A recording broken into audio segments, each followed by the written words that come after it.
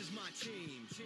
You know what that means. This is for the black and blue that I bleed. This is for the chance to bring home that ring.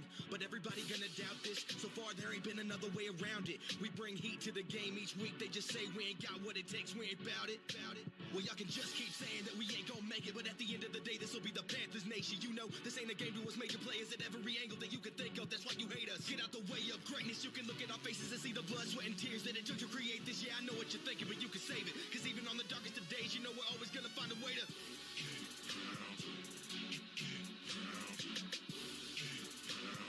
tell them what we gonna do. We gotta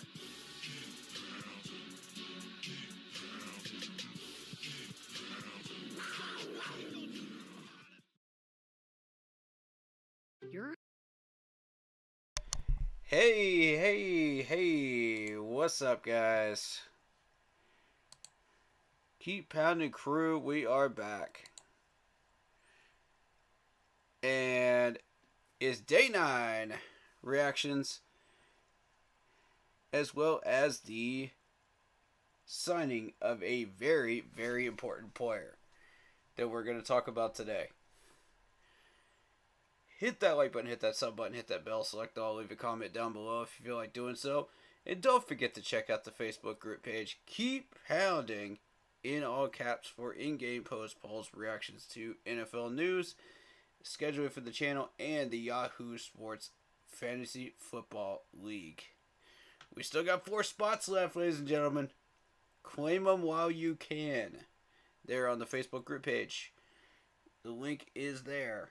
So if you want to join that, it is a 1 quarterback, 2 running back, 2 wide receiver,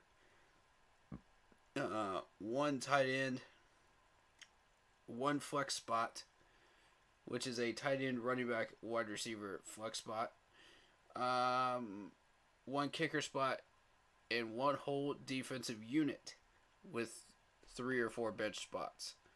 So if you are interested in that, come join it for free.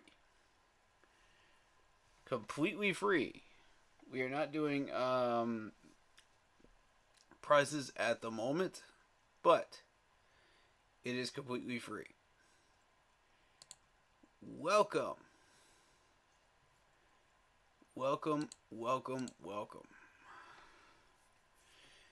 And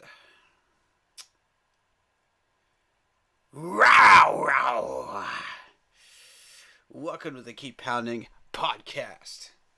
Let's get this thing rolling, shall we? So,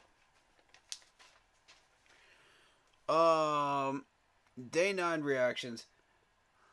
But first, we're going to start with the signing of Justin Houston, the big defensive end monster. Formerly from the Baltimore Ravens. And has also played with the Kansas City Chiefs. He is signed with the Carolina Panthers for 1 year for $7 million, $6 million guaranteed. Now, what does that do to our salary cap? Well, ladies and gentlemen, it has not come through over the cap just yet, since over the cap is still saying we're at $20.5 million. But once it does, it should be $13.5 million left in the salary cap. Now, here's the big question. We are 1 piece away from completing this fully beautiful work of art that is this roster. I'm excited. How about you guys? I am stunned. I cannot even believe it. Shout out to Lock Poppy. What's going on, Lock? Hope your day is going well, man. But hey, this is big. $13 million. 13.5 left right now. Now, we did release a corner and we signed a corner. That's probably going to be a camp body corner. So,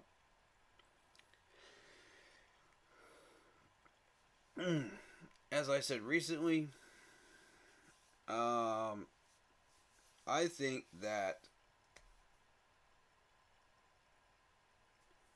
one corner in particular saved himself from being on the bubble and being cut. And that corner's name is Herb Miller. With the play that he has distributed in training camp with the drills that he has done in the last few days since Fan Day, he has turned up the volume and has saved himself from being cut and is now doing well. So here's my question.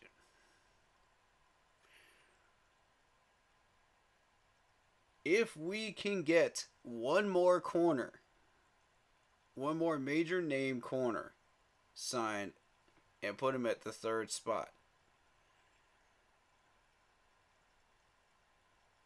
would you be okay with putting CJ Henderson at number 4 at this point? Or do you value Keith Taylor more? For people that are in the chat right now and in the comment section, please let us know which one you would choose and why. One of them stays on the 53, one of them goes on the practice squad. Which one will it be? Your choice and why. And as of right now, I vote CJ Anderson. Keith has just not shown me enough at the moment to buy into him being the number 4 at the moment, but it's a tight race. I'll say this, it's a tight race. And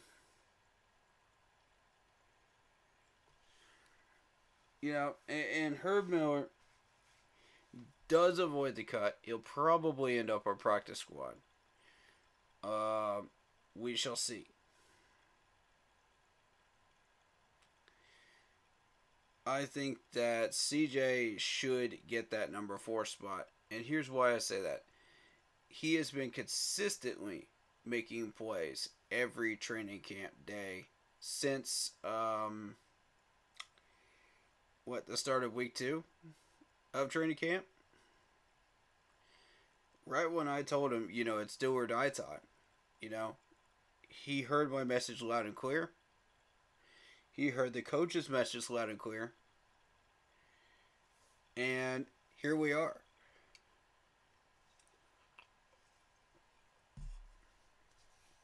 Same with Herb. He heard our message. He heard the coach's message. And now he's not on the bubble anymore.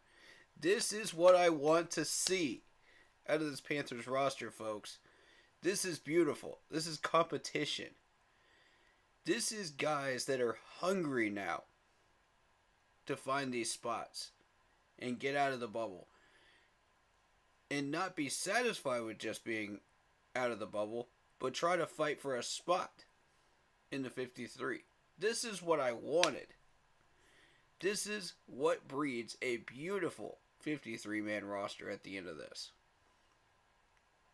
So, that being said, who would you sign right now, today, if you had a choice of free agents? And I'm going to put the list up in just a minute. And I want you guys to think critically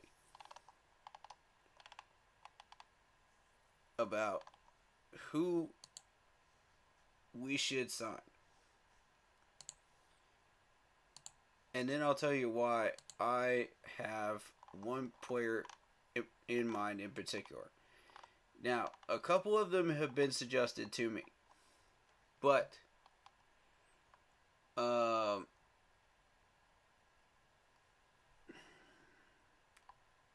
this particular player is going to be the one for me. So,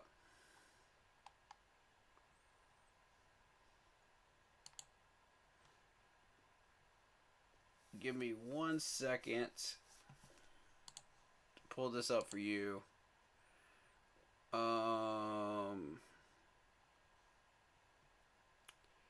And then I'll tell you which one it was that I had in mind.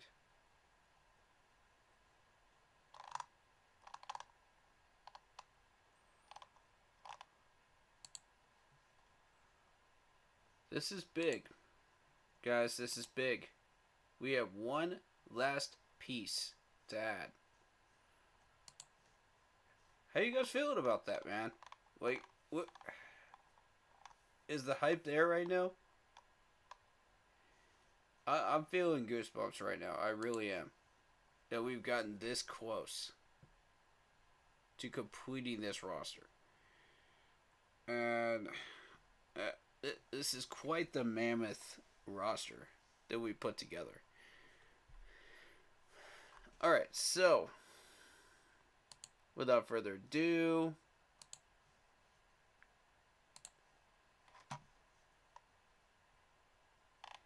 here we are. Alright, so the people that are still unsigned as of right now, you got Byron Jones, you got William Jackson, Briley Robbie, Ronald Darby, Casey Hayward, Anthony Brown, Kyle Fuller, PJ Williams,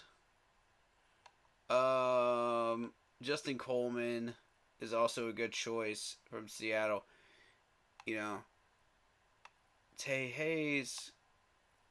We've got a couple of others on this list, but the one I want to point out to you guys right now is Troy Hill. And the reason I say Troy Hill is the final piece that we need is that if you look back at the salary he posted with the Browns, you're looking at 4.5 average salary, okay? So it's a 2-year deal for $9 million. If we were to sign him for 1 year, and his previous contract with the Rams was 2 years, 3.2. This dude was part of the Rams Super Bowl crew. And he likely got a ring out of that. He went undrafted in 2015. Ended up with the Bengals to start things out. And he's kind of been a journeyman.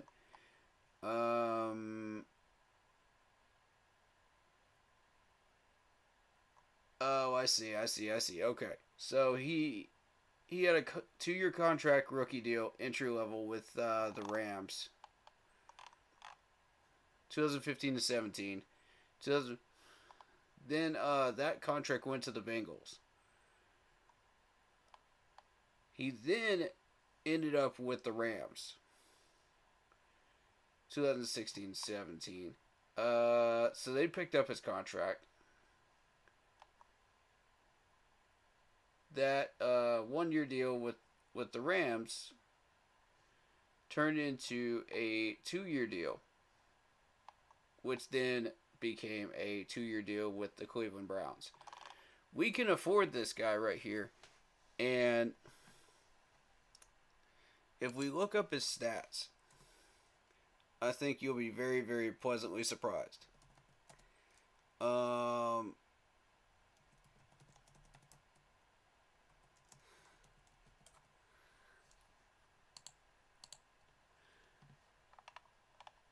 So for his entire career, you're looking at 334 combined tackles, 83 assists, 3 sacks, Uh, 8 interceptions,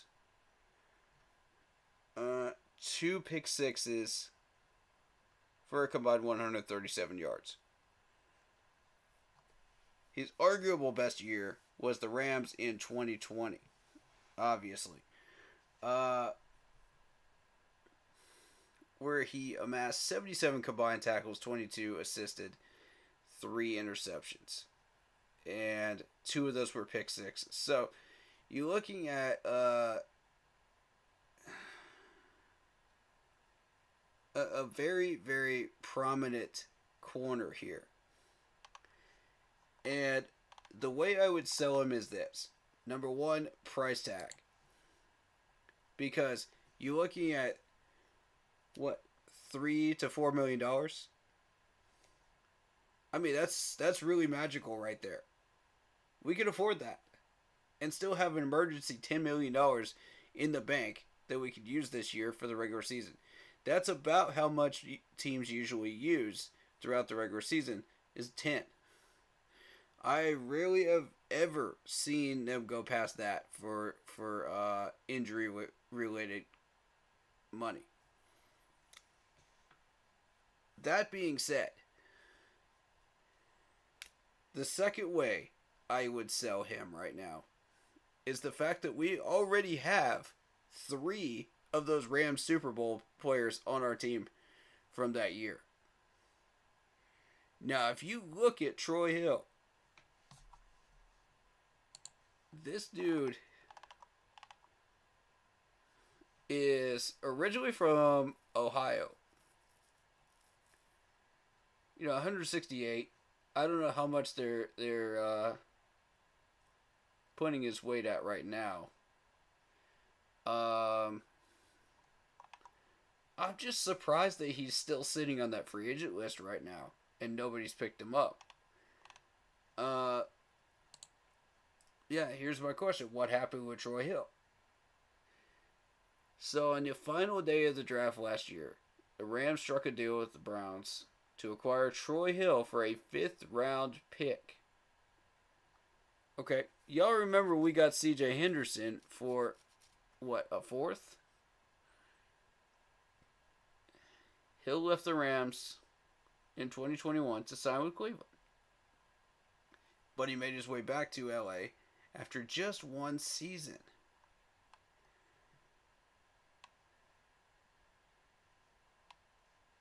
So, was the Troy Hill reunion one and done?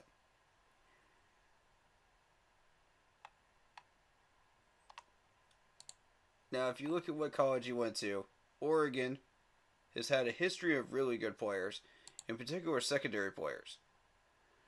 There's been a history of corners out there from Oregon that have been successful.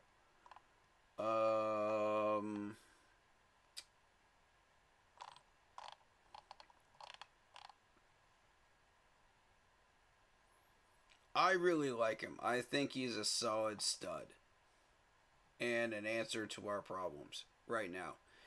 As you can see, those numbers keep going up and up and up, and consistently. Alright, so, yeah, he only had 1 interception last year for the Rams, but look at the combined tackles, 67, almost matching his 2020 total. Same amount of assists. Now, the Rams were not using him for pressure reasons in 2022 as they were changing up their defense. But he did get a pick for 5 yards. So, in the current state that he's in his career at 31, I could see a number 3 spot in his future. Considering he was worth a 5th, I think this is exactly what we need. This is exactly what we're looking for. I'm not gonna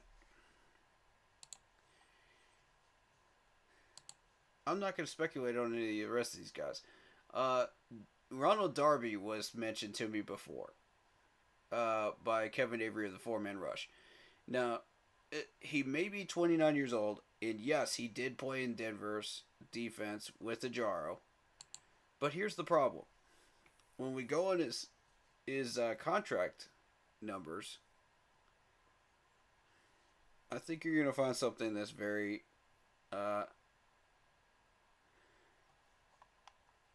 not happy, very concerning. I think is the right word. All right, so the last contract he had with the Broncos was 3 years, $30 million, right? $9 million signing bonus, $10 million average salary, 19.5 guaranteed at signing, 19.5 total guaranteed. That is too much money.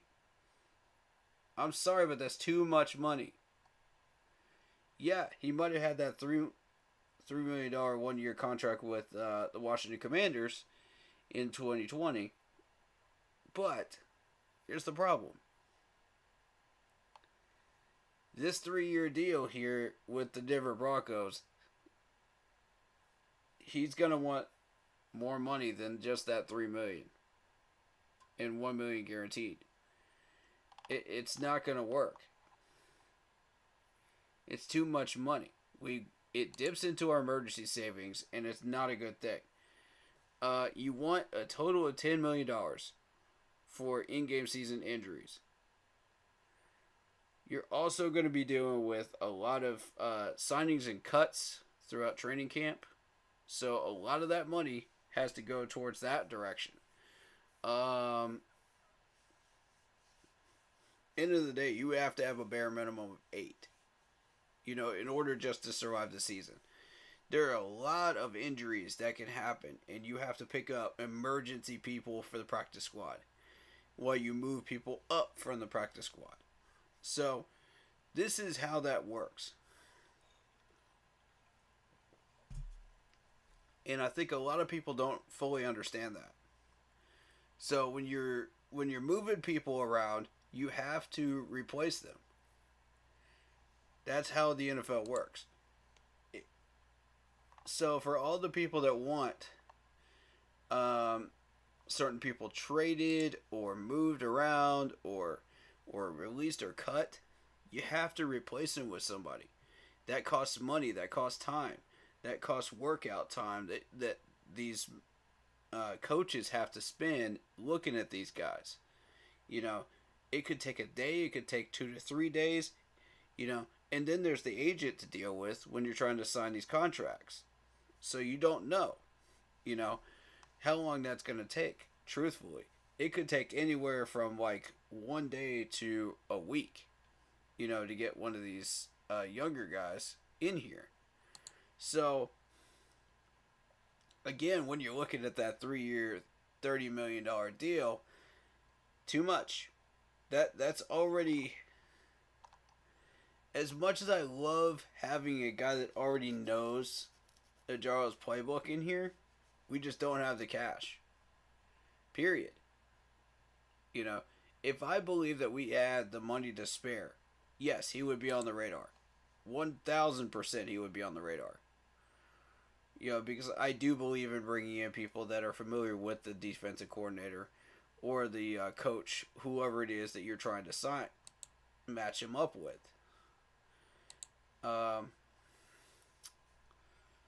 But for me, when I see Troy Hill, I see a man that understands what a Super Bowl defensive caliber team looks like.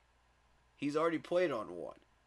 Alright, so he's already got a ring. So now he can tell you what a Super Bowl defense looks like and what they were running, how they were running it, what adjustments did they make, Now my question with Troy Hill is, what system does he run? What system does he fit? That I don't know. I know of him by name and stats, but I don't know the system. So, somebody will have to help me out with that one. Only a couple more days for some Panthers football again, and I'm hyped. Yeah, man. It's coming on Saturday, 4 o'clock, against the New York Jets in Charlotte. I can name off a handful of players right now that are ready to go. They could walk out onto that field and battle the Jets right now. You know, they don't even really need the reps for the last 3 days. But it's good to get them in anyway. You know, let's finish strong. You know.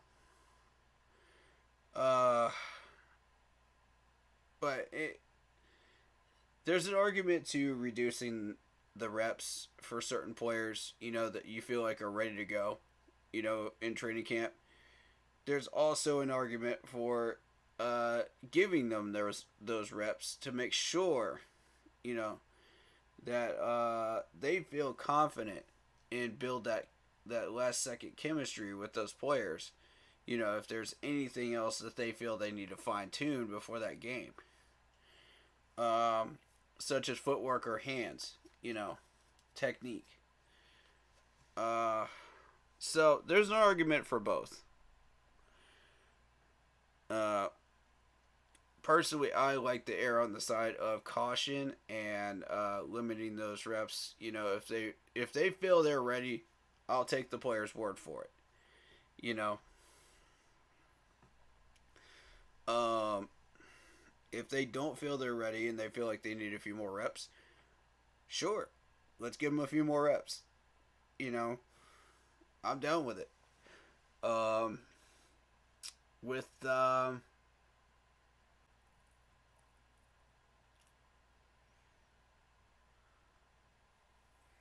be reacting to the game. I will not be able to show the game, obviously. Same with any other game this year, you know. But you'll be able to see my live reactions to it, you know, what my thoughts are. And I'll see if I can get Zoom to work. I may also be looking into something else that may be better than Zoom. We'll see. But definitely I've been doing live reactions to them, yes.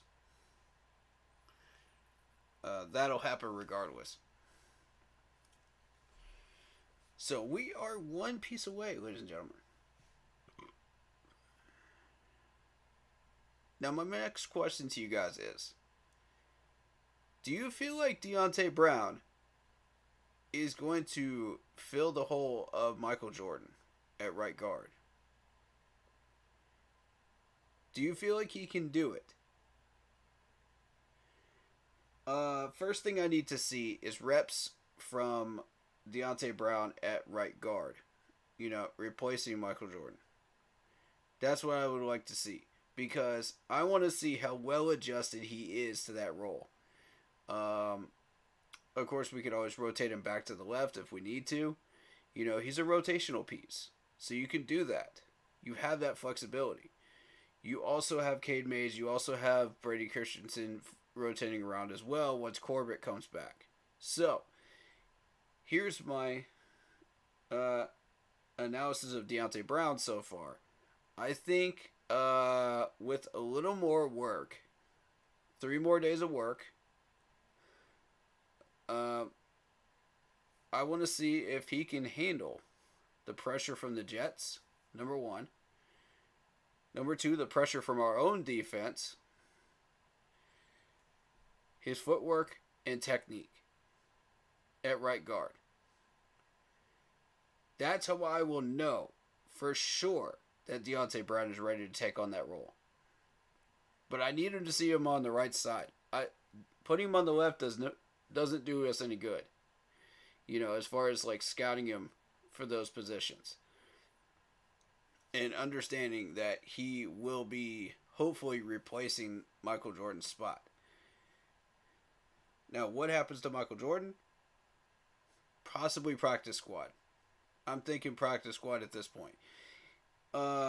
He's a strong enough of a pass rusher that you don't, a pass blocker that you don't want to immediately cut him. but at the same time, you don't want to put him in either in with the 2s or 3s because it's a bit of a liability at this point, skill wise. Because of the risks of putting him in. We've seen what happens when we did put him in during the Saints game last year. That did not go well. So, I mean, Mr. MJ, if you want a chance to redeem yourself and make yourself look good, this Jets practice game, preseason game, would be a good opportunity to do that. So, like I said, I want Deontay Brown tested at right guard. I think Michael Jordan's having enough reps right now that we've really gotten a good look at him, in training camp. Of course, put him in with the 3s because you've been putting him in with the 2s, and Cam Irving is kind of being rotated around at that point, at that spot. So, I need to see Deontay Brown over there before I can make a full decision on whether he is ready to go or not for right guard spot to move up the ladder and take Michael Jordan's spot. I believe he can do it. From my camp observations of Deontay Brown, I like his run blocking ability for sure. He's been pulling really, really well on draw plays and ISOs. So I'm very pleased at that. And that's when the offensive line has actually been winning those battles against the D-line, which has been pretty balanced, if I'm honest, as of the last time I was out there, which was Saturday. So,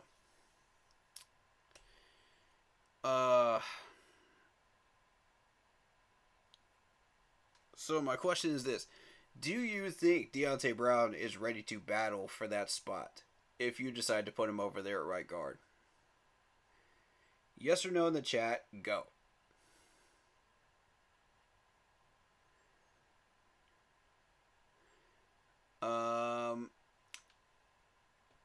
So I'm looking at the chat now, and The Real Sunchild, shout out to you. Let's go, brother. Keep pounding.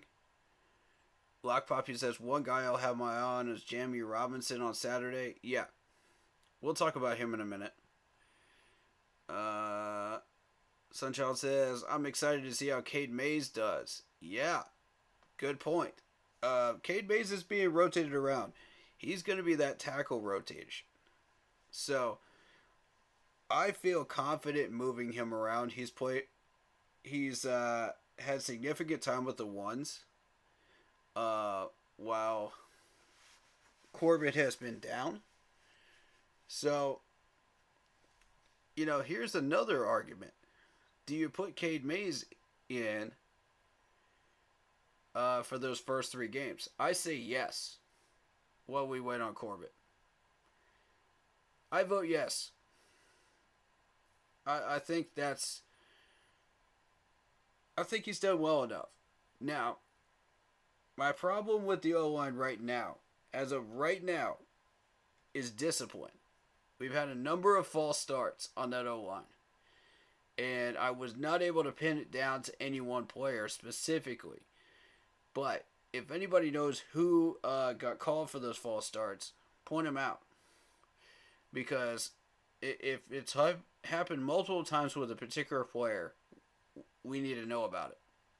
So that we can properly evaluate it and add it to our notes, and possibly do something with it, with that information if needed. Haven't seen much about Deontay Brown. I've actually watched him in camp for a number of days. Like I said, I like Deontay Brown's run blocking ability. His pass blocking ability is above average. And I think his discipline is good. I haven't seen him really pull any false starts. His technique looks good. His hands look good. Um, Footwork looks good. You know, I'm just more concerned about, can he fill that right guard spot at this point? You know, is it too late to put him over there? And I've been asking the management to put him over there for a good portion of the last month, because it doesn't do any good to keep him over on the left side. When we have a clear issue with the third spot on this depth chart at right guard at the moment. There's a clear vacancy. And I mean, Michael Jordan proved me wrong during this preseason game if you want to. Prove me wrong, man. Show me you can handle it. Because right now, I'm not buying it. And if I'm not buying it, these coaches sure aren't buying it. I can tell you that. I've been watching you all camp, dog. You got work to do. I'm just saying, man. I want the best for you. I like you as a player. I like you as a person. But the abilities have got to step up. They've got to take a step up. Otherwise, I like Deontay Brown over there. Point blank, I like Deontay Brown. And if you don't feel confident about Deontay Brown being over there, then you have to assume that you're going to have to spend money on a right guard. And I'll get to my next point on that in a second. Let me read the chat here. Chandler Zavala might take Brown's spot. See, here's the thing. Deontay Brown was in with the twos. So if Deontay Brown is in with the twos on the left side, why are we not putting him in on the right side with the twos? Behind Cade Mays. Okay, yeah, that leaves Cameron Irving kind of in a position battle right there for number 2. That's fine. I like it. I like it because that puts fire behind Cameron Irving there. He's got to earn that spot. Does he want it? Yeah, of course he does. Can he earn it? Yeah, I believe so. Which is fine. You put Deontay Brown at third spot. There you go. You're set. And I like Chandler Zavala. I do. I like Chandler Zavala. That would be a good fit for that spot that Deontay Brown is moving out of. So, I think they're waiting on Zavala to get off that PUP list. Once he's off the PUP list, then I would rather not spend another penny. After we get this last corner. We don't need to spend another dime. Otherwise, it's going into emergency money. Now, there is a way to maybe get a little more money this year, but do we want to do it this year? Do we want to rush it? And I think a lot of people know what I'm about to say. Brian Burns extension. Now, I'm being told that we could get some money back when we sign him to an extension. Now, here's the thing. If we do this now, who's to say we're not going to use that extra money on another linebacker, along with a guard?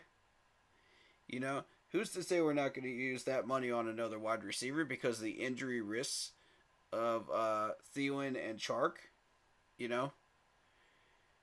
Who's to say we're not going to try to get like another tight end, with that money?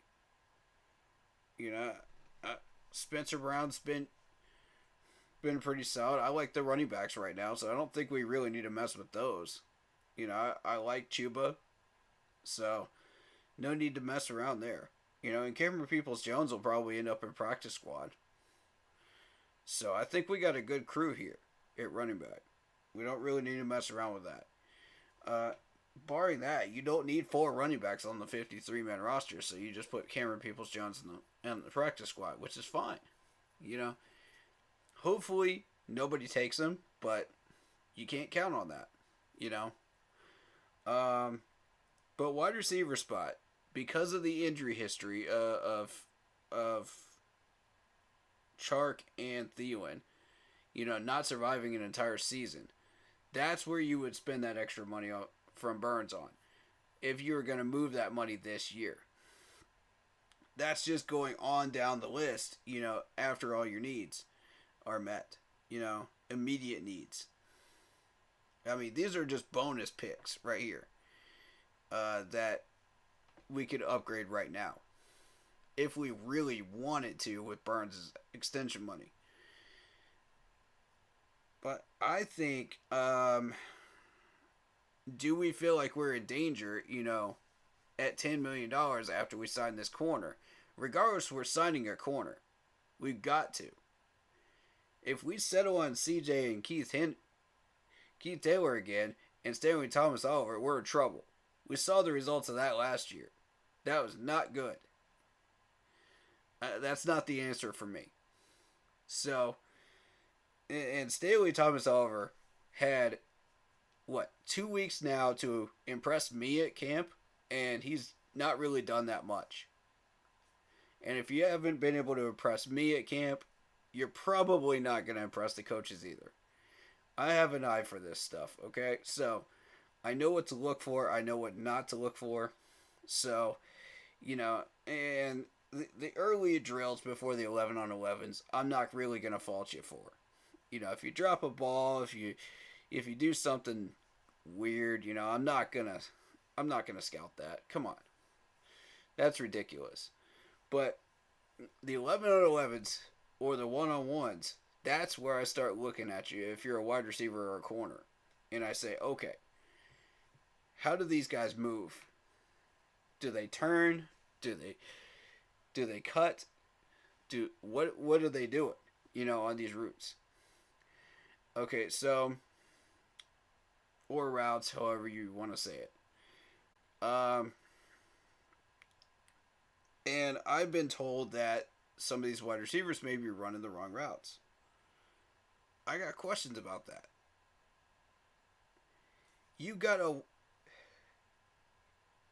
Here you have a wide receiver coach that's been in the league for years. You got veteran wide receivers here in Carolina. Some of them are more than 2 years now into this. Not counting the rookies. The rookies, I can understand how they would run a wrong one every now and then. I'll let that go. Every once in a while, I'm not going to say anything about that. Come on. They're rooks. They're going to make mistakes in training camp. Come on. That's exactly where you should be making these mistakes. That way you can learn from them and move on, right? But when you got veterans that have been here for 2 or 3 years or more, I don't understand how these guys are still, after the new coaching management has shifted, running the wrong routes. That makes no sense to me. Something doesn't add up here. That does not fly with me. I don't know if it's true or not, but it doesn't fly with me. It doesn't pass the logic test. So, you had Bryce frustrated after the day 9 practice because of this. And rightfully so. You're a rookie quarterback trying to learn to build chemistry with some of these guys. And, of course, if you start missing them because they're not running the right routes, yeah, absolutely. I'd be frustrated too if I was a rookie quarterback. Because, I would be kind of keeping my cool about it, but, at the same time, once you get off camera, yeah, you can say, yeah, that's garbage. What are these guys doing? You know? And there's certain stuff you can't say on camera, you know, in front of the press, in front of coaches and stuff like that.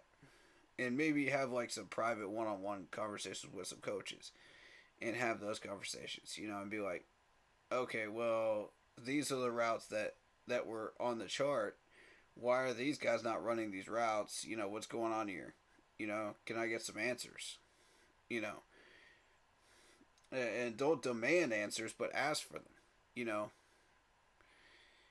that's how you make a good first impression. Is saying, you know, how do we fix this?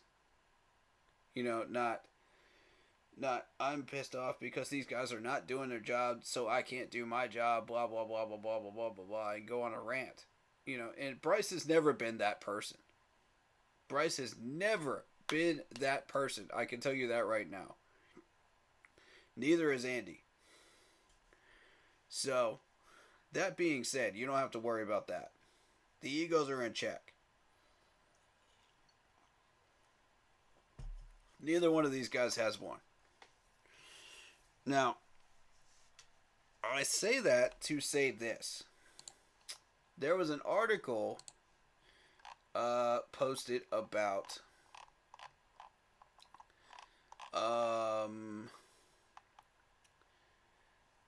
the fights at joint practices. And Frank was a huge proponent against fighting it at joint practices. I mean, honestly, there's certain benefits from it and certain one, but mostly negatives to it. You know, the benefits would be, you know, it pumps up the entire team. It gets them motivated to practice harder, you know, do their drills a little harder and want to push. You know, it lights a fire in your camp. It does. But are you lighting it the right way? See, that's the thing. And that's why I was looking at Larnell Coleman like, what are you doing, bro? Because there were 2 different days of him in a row of him picking a fight with somebody. And it was a different player on both days. And I said, no. The first one, I'm like, okay, I'll let this go because it lit a fire in the camp and these guys were way more active in their drills. But the second time around, you know, back the other Saturday, I was like, nah, bro. You gotta put a stop to this. The first one, I'll overlook it because of the positives of it. But the second time, no. You gotta stop. We cannot continue to have 1 fight per day, otherwise you will get cut. You will be on the bubble and you will get cut. Because right now, Larnell Coleman, I like the guy, but, you know, I don't know what he's been able to accomplish in camp. I've been focused on everybody else, you know, so I didn't really notice him that much. You know, I wasn't really looking at the linebackers as well as I probably should have been. That being said, you know, when some of these guys pick a fight with an offensive lineman, it's like, okay, well, push and shove, push and shove, push and shove. And you're like, okay, well, this is a thing now, you know. But my issues with this is, again, Frank pointed out the injuries. That's a good point. And also, it encourages these guys to go after each other, you know, if you keep continuing to allow this in camp. So it's a dangerous game you're playing, you know, if you take the nonchalant route when it comes to injuries. And when it comes to picking fights at camp. I mean, the negatives outweigh the positives, and that's why I neither encourage it nor discourage it. You know, I'm staying out of that conversation. But the possibility of an injury, yes, I do recognize that that is a thing. So I will point that out, and he's got a point on that. So, um, yeah, I don't blame him for not wanting fight at the joint practices. You know, because I have no love for New England. You know, I didn't discourage it. I definitely didn't discourage it when we had joint practices there. You know, these players are dirty in New England. Everybody knows it. It's clear as day. They try to hurt our players before we even get into the practice squad, into the preseason game. It's been proven when we had those two joint practices. And I don't blame these players for getting pissed off and getting into showing matches with New England players over that. You know, it'd be the same thing if we were joint practicing with anybody that had players like that, you know? You know, it's like, no. You can talk to these guys all you want. They're not going to listen to you. What if they get pissed off, they're going to be up in their feelings, bro. That's just the way that is. If you've ever watched a training camp practice, you know that's how it is in that 95-degree heat. That heat will get to your brain, and you will be up in your feelings, and you will not see reason at all. I've seen a few players that do that, and I'm just like, I can't say I blame them for being up in their feelings, but you got to control yourself at the same time. You know, you can't get yourself fined, you can't get yourself in trouble, you know, for doing something stupid, or get yourself disqualified from playing in the preseason game before it happens. So, if you're a player trying to make this roster, or you feel like you're on the bubble, you know, that's not the way to do it. You know, you light a fire within yourself and you play better at your position and play cleanly at your position. You know, that's my suggestion to these guys, especially the rookies coming in that aren't used to this, that don't understand.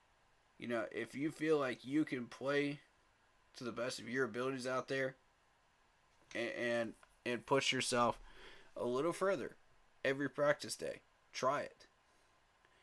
You know, but don't get up in your feelings, because it leads to bad things when it comes to fights, especially when we start practicing with other teams.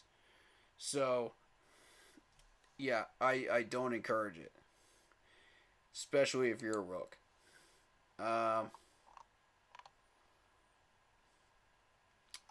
So the NFL Network predicts us to win the NFC South in 2023. I think I would happen to agree. The NFL Network has always looked upon us favorably. Like, they've never had any issues with us. And that's why I was always cool with them being out here in practices, you know, and checking us out and seeing who we are, you know, and learning more about us. You know, come on out. And that applies to all the media people. Come on out. Come see us. Come say hi. You know, learn more about this team.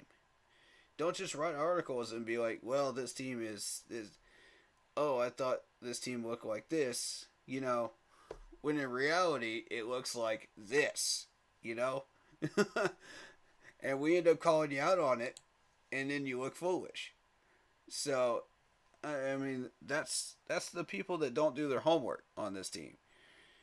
And it's a little disappointing. Elliot Ty Alford II, welcome into the Facebook chat. Man, we are loaded, especially on defense. They are predicting 6 to 8 wins. I can't wait for us to wake up the league. Bryce will get Offensive Rookie of the Year. Okay, let's start with this defense conversation. I love the new pickup of Justin Houston. Love it. What that's going to allow us to do is move Chan around Frankie Louvu will be in different areas of the field where he will be able to pass rush and also drop back in coverage. And if he's able to get over and run stop, he can do that too. So he'll have that flexibility now. Chin is going to be all over the field. So you won't know where he's going to line up, to be honest. And he'll be able to get something done. No doubt about that. Shaq will have that flexibility now to work on his pass protection game. So that's what I'm looking for from him this year, is for that to look similar to what it looked like during Phil Snow, where he was able to drop back and pass protect, which he actually did improve in that, in my opinion. Dion is a sneaky pickup. Speed, yeah. Love that pickup, too. Yeah, that's an excellent one. The defensive tackles look so much better. Shy Tuttle now as well. Looks great. We've got that nasty pass rush piece on the opposite side of Brian Burns now. So, where does that leave YGM? There's my question. Where does that leave YGM? And Haynes, for that matter. Haynes, who took steps forward last year, is he now on the bubble too? What's going to happen with those two? I could see YGM possibly making the roster in a battle with Haynes. I think Haynes would win that battle right now, if I'm honest, right now, if I'm looking at the two of them. Knowing what I know about the two of them and the progression that both of them have made. But yeah, I would say Haynes would beat him out right now in a straight up one-on-one battle for that spot. If I had to pick one today, definitely Haynes. I hate YGM. He's a bust, bro. Yeah, I hate to say it, but I'm starting to agree with you, Elliot. He's been healthy on the field, and he hasn't really done anything. Up to the expectations that we're looking for out of a opposite end defensive end, and he's had plenty of time as a starter as well.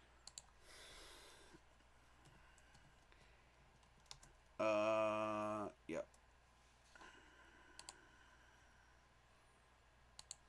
Just so we have some measure of idea of what we're dealing with here. 106 combined tackles, 61 assisted, 8.5 sacks for his career. No picks. He's 6'7" and soft, no power at all. Yeah, I'll agree with that. He is definitely soft. There's been no pass rush from that side. It looked weak. 265 pounds, and how much of that is getting to the quarterback? That's the problem. How many pass deflections does he had? Does anybody know? Because honestly, I think that number would be pretty low too. 2.5 sacks last year, 3.5 in 2021, 2.5 in 2020. That's not even close to enough to qualify for a starter job. Opposite Burns. I'm sorry, it's just not. Even when we put in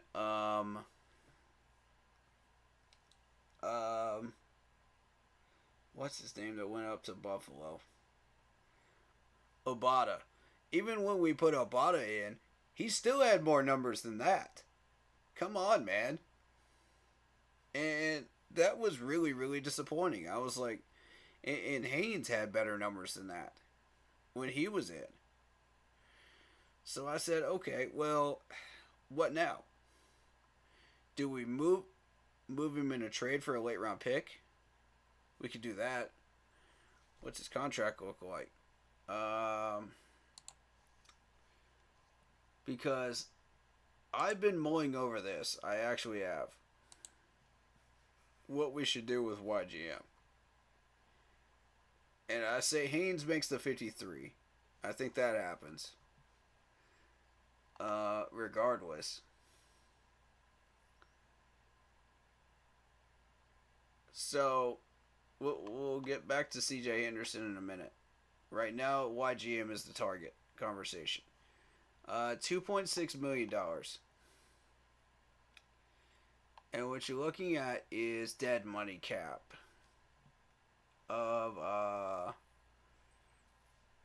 how much do we save if we move him?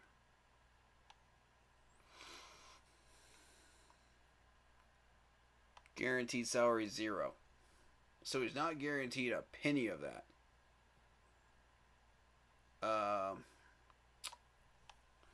So you got a workout bonus of $100K. You got a prorated bonus of $880K. And a base salary of 1.6. All feeding into the $2.6 million money. So how much of that do you get back? 1.7 probably. I mean, what are we gonna do with that? I don't know.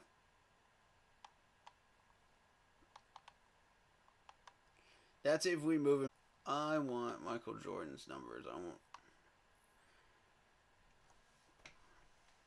Justin, Houston, and Burns are gonna work offenses and quarterbacks. Houston is 33-34, but he has 9 sacks last season. Still a dog. Yeah, absolutely he is.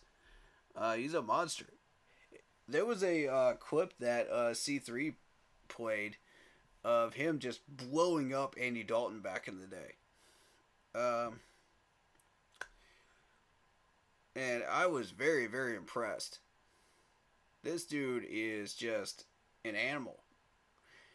And we got a dog on our line, man. I'm happy with it. Very, very happy with it. For $7 million, I think we put our money in very, very well and used it wisely. Von Bell will do great. I think Woods will lose playing time to Eric Rowe. Perhaps. We'll see how that goes. You know, I like all those guys. Excuse me. I think DJ Chark is about to explode to a top 10 wide receiver in the league. Yeah, I would agree with that. I think DJ Chark is going to be our numbers leader this year. I predicted that several times this camp, and I'll continue to predict that. I'm doubling down on that. Miles Sanders will challenge him, but and I think Mingo might be in the money in that conversation as well. We'll see how they choose to use TMJ, but I don't know. But right now it's those two for sure, Chark and Sanders. But let's get back to the conversation about corner. I want to make sure that people understand what we're doing with here. And to understand that, CJ Henderson is worth $3.4 million right now. So if you sign one more corner and you put CJ at number 4, you know, for about $3 million, like I'm suggesting, and I've suggested Troy Hill because Troy Hill has worked with Xavier Woods. He's played with Matt Ioannidis that's been here already. So, plus, Bozeman and Corbett already know who he is too because he was with that Rams Super Bowl team. So, I mean, you're looking at a really strong physical corner here. I love his numbers. I love what I'm looking at. You know, he's not going to be a sack leader, you know, but when you put him into a situation, yeah, maybe he might get a sack with the defense that we have right now.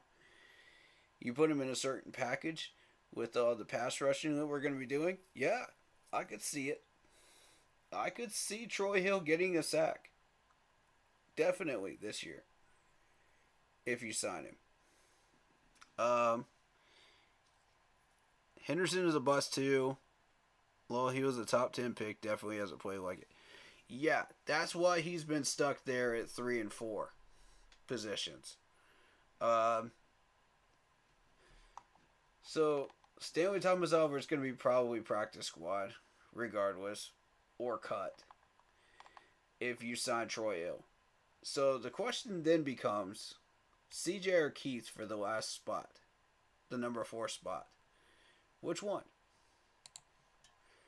So I'm going to give the chat a chance to answer this question. I asked it earlier, but now we got more people in here, so go for it. CJ or Keith for the last spot if we sign Troy Hill. Go.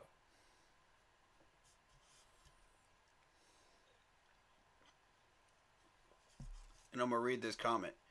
Panthers. Elliot says, I'm a Panthers freak, bro. I'm from South Carolina. Real Carolina guy. I'll talk Panthers football all day. That's what's up, man. I'm from South Carolina as well, man. What part? Alright, so Lock Poppy says CJ. Elliot says CJ. So we got 2 votes for CJ right now.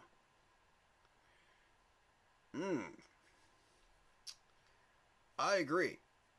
I think it's a close battle, but I gotta go CJ. Based on what I've seen in camp. I mean, I can't see any reason why Keith Taylor can't be put on practice squad. You know, with the talent that he has. You know. And there's nothing wrong with bringing him up when we have an emergency situation.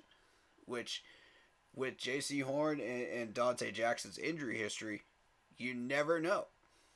So, I mean, I'm not ready to toss one of these two to the wind. You know, when I know that we have an injury history. So, of course, you would ideally hope that Troy Hill would solve the problem. You know, and if you're going on down that far, you got a serious injury problem, and you may need to start investing a couple million into a corner. You know, and not Stanley Thomas Oliver, but somebody else. You know, with all due respect to Stanley, I love the guy, but he's just not it. You know, I love him as a person, but he's just not what we're looking for. You know, at number 4. It's just, no. You're from Bennettsville. It's maybe an hour from Myrtle Beach, bro. Cool, dude. I've vacationed in Myrtle quite a few times. So, if I'm ever down there, I'll look you up and we'll hang out, man. For sure. We'll meet up. I'll make the drive, sure. Yeah. I haven't been to Bennettsville, though. Can't say I have, so...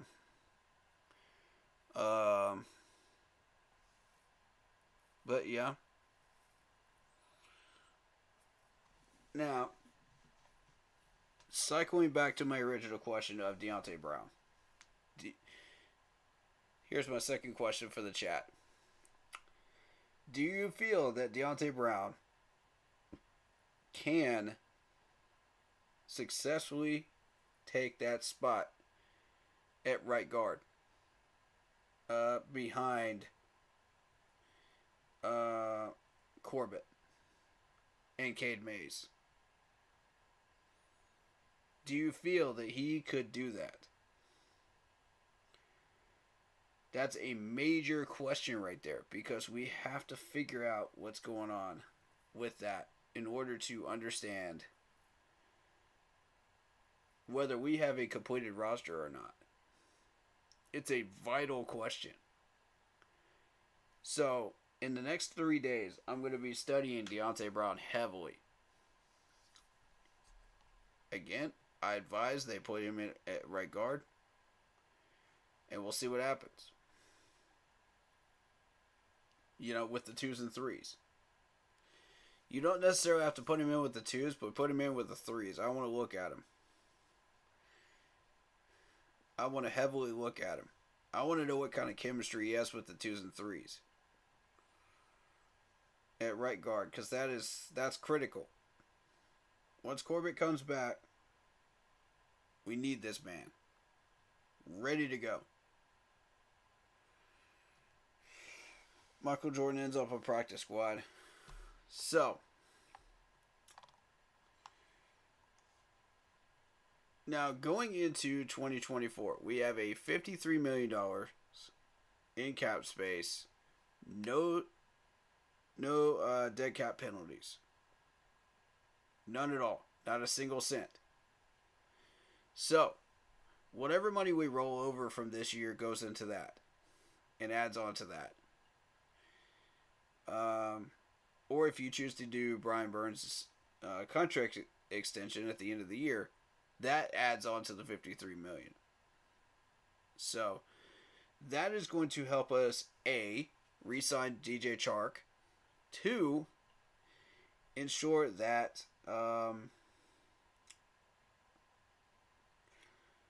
that we have flexibility everywhere else.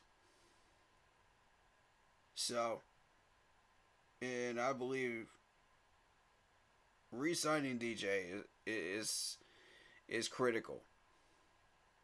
We have to retain as many pieces as we can in 2024 offseason. So that $53 million plus whatever we get from Brian Burns' extension will help us to do that. Plus cuts minus whoever we add for training camp purposes for the 90-man roster. So that's what you're going to be looking at for the future. Right now, we're focused on what is available right now. We have 13.5 available right now.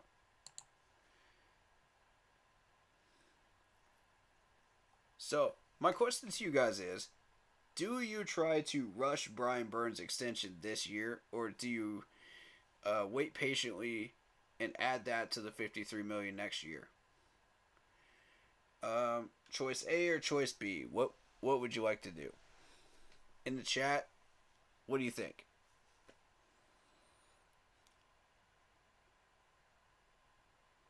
Because there's pluses and minuses to both. I see an opportunity to ensure that we get our right guard position sealed up immediately with a Brian Burns extension this year. After already signing the corner, Troy Hill, for like $3 or $4 million, right? Assuming that we do that. That's critical, whether we extend Burns or not. That's got to happen. We've got to seal that up. We've had 7 opportunities now. 7. Count them. And we haven't gone for any of them. Any of them at all. We waited a long time on Justin Houston too, but I'm glad we got him. But that's besides the point. This spot is the last spot on this roster we have to fill, ladies and gentlemen. And I'm going to trust the outside brow to handle right guard duties. I'm going to trust him. I think we put him over there once Corbett comes back. And we're good. I think he can do it. We got plenty of time to groom him into that role. You know. But I would like to take a look at him myself. You know, being that I have a pretty good ability to evaluate these guys in training camp. So, if you'd like, I'll take a look at him. You know. Those are the only 2 pieces that I see right now would perfect our roster. After that, the rest is up to you. That's bonus. What would I do with that Brian Burns money after getting those 2 things done? Linebacker would be next. Wide receiver would be next after that. And then tight end. And then I'm done. I don't see any reason to push any further than that. We're good. You know? That's if we got the extension today. And got that extra money out of that extension. Without the extension, we just go for Troy Hill. Point blank. We could wait on right guard, that's fine. It's not an immediate need, but we do need to fix it. Now, here's my question. 2015, the Super Bowl run. Do you remember what spot was our Achilles heel? Our only Achilles heel. Left tackle. Did we learn from our mistakes in 2015? If we did, what did we learn? We have one spot left to fill. One spot. Don't pull a 2015 Panthers on this one. Please. Please do not make that mistake again. I will lose my mind if we don't fix that. With a proper number 3 corner. And I'm not talking about these camp body guys. I'm not talking about an undrafted corner that you hope will work out. I want a solid number 3 corner that I know that we can trust. That will make plays. That will stop defenders in their tracks. Not necessarily be as good as J.C. Horn and Dante Jackson. But I need somebody that I can count on if one of these two goes down. CJ is not it. Keith Taylor is not it. I need somebody that is locked down potential at number 3. Troy Hill is it. If you want an answer to that question, look on your screen. Sorry, I'm pointing in the wrong direction. There. There he is. Troy Hill. Ladies and gentlemen, there's our answer. $3 or $4 million. We still have our emergency money of $10 million through the regular season. We don't need to make any more moves. We're done. After we get Troy, we're done. Now, if you feel like one of these rookies are not going to cut it, these camp bodies are not going to help us out, of course, cut them. We'll get maybe $2 to $3 million back, from that. Once we've cut down to the 53, we'll have about $5 more million, at the end of this. So total of 15. And it replaces the money that we're about to spend on Troy. I'm telling you, Troy has worked with Xavier Woods. He's worked with Matt Unitas. He's worked with Bradley Bozeman, Corbett. He understands how to win. Give this man a chance. Give him a call.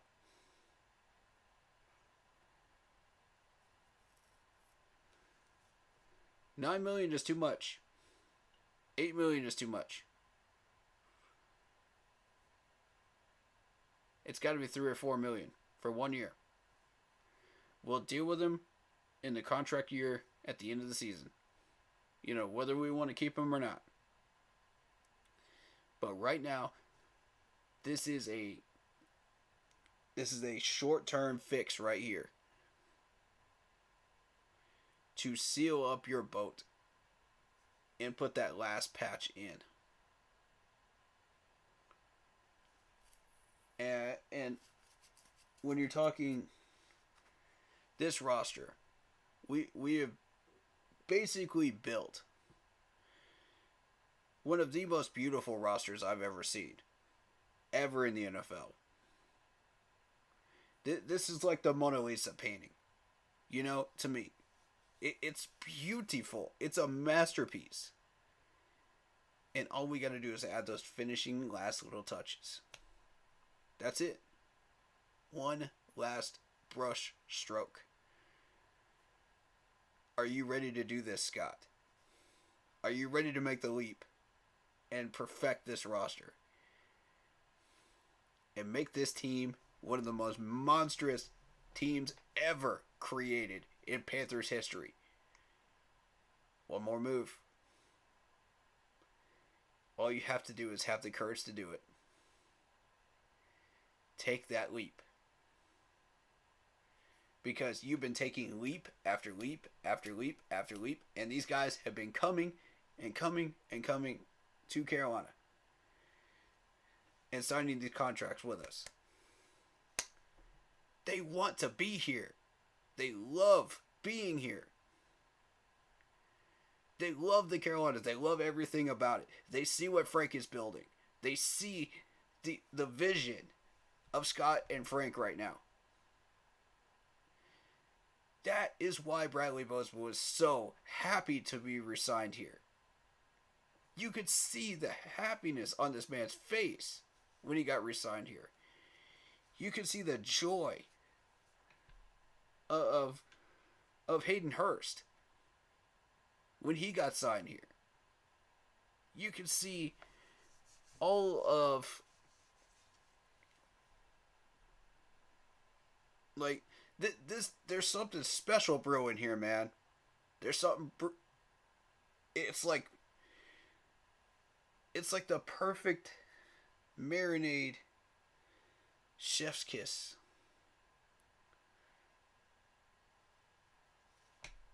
You know, it's so beautiful what we're building here. I can't even. I'm running out of analogies. It's so good. And, you know, last year I talked about how all the damages that were done, we had to find ways, you know, we had to, you know, get that quick seal stuff, you know, to fix your boat, you know. And even then, like, the leaks still kept coming through. But the day that Bozeman decided he wanted to come here, everything changed. One guy can change the culture of a locker room and push others to come here. Corbett was the next one. Then you had all of these people start. The floodgates were open. Until now, we're at the final step to completing this roster and making it the Mona Lisa. Painting that it is. I mean, I'm mind blown. I'm shocked that we've gotten this far. If somebody would have told me we would get this far, I would have said go play the lottery. Because there's a better chance of you winning the Powerball than this happening again in Carolina for the next 10, 15 years. I was wrong. I was dead wrong. Scott made a believer out of me in 1 year. Way to go, Scott. This dude is a magician, and I freaking love him. I've never seen anything like it in the NFL. Never. Never. Find me a GM that could put a team together in 1 year. You know, a complete team in 1 year. We are literally one piece away, and we could actually do it. We could actually do it. We've got $3 million sitting right there. Or $4 million if we want this bad enough. So tell me, Scott, how much do you want this?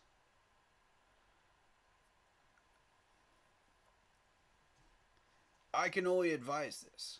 You know, I can't. This isn't my team. I'm just a fan. I'm just a random guy behind a camera and a mic for this team. These decisions.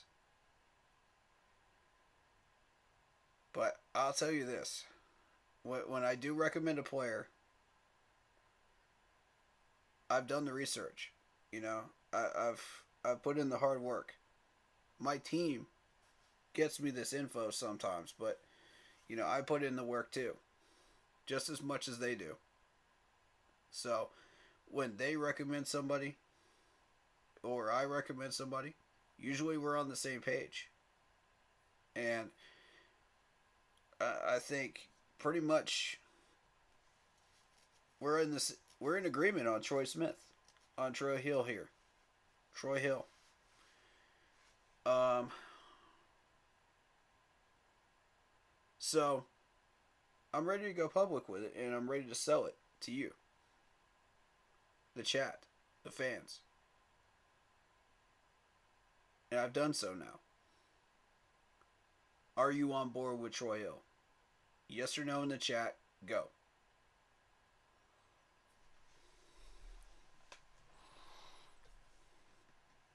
I am leaving this up to you. If we all are on the same page here, then let's move forward. Let's push hard to get this done. I will post this in every Panthers social media page out there, and I will try to get this man signed here. All you have to do is say the word, and it will happen. I got a big voice out here. People listen. Up to a certain degree. But people listen. They want to hear what I have to say. Because, I get straight to the content. I get straight to business. And I'm very, very meticulous with it. So,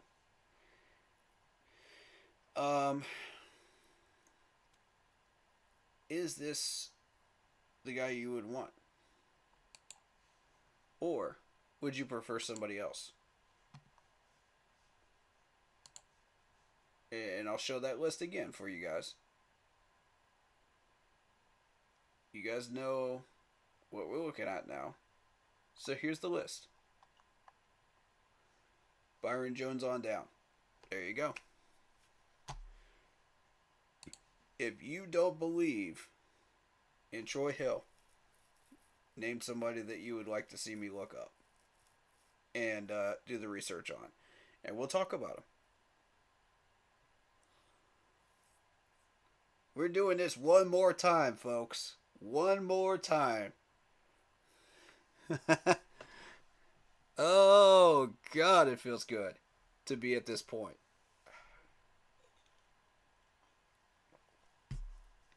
But I also don't want to see us trip at the finish line. You know what I mean? We are so incredibly close. And I mean, we did this before in 2015, and I warned him about Mike Rimmers in 15. I warned him. I put in the question with Ask the Old Guy, and I said, what are we going to do about the offensive line? And everybody just rejected it outright. It was just a firestorm of just rejection. And I said, okay. I didn't even name the player. I knew exactly who I was gunning for. As far as warning them about this player. Nobody listened? Guess who ended up costing us a ring and a Lombardi trophy?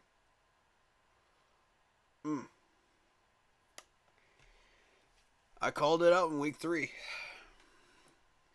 I do not want to see us make that same mistake again in 2023. I outright refuse to watch this team make that same mistake again. We have an opportunity right now to solve this problem. Do not screw this up, Panthers. Please. I am begging you. Begging you. Unless you want to see us go over 3 and lose out on another trophy.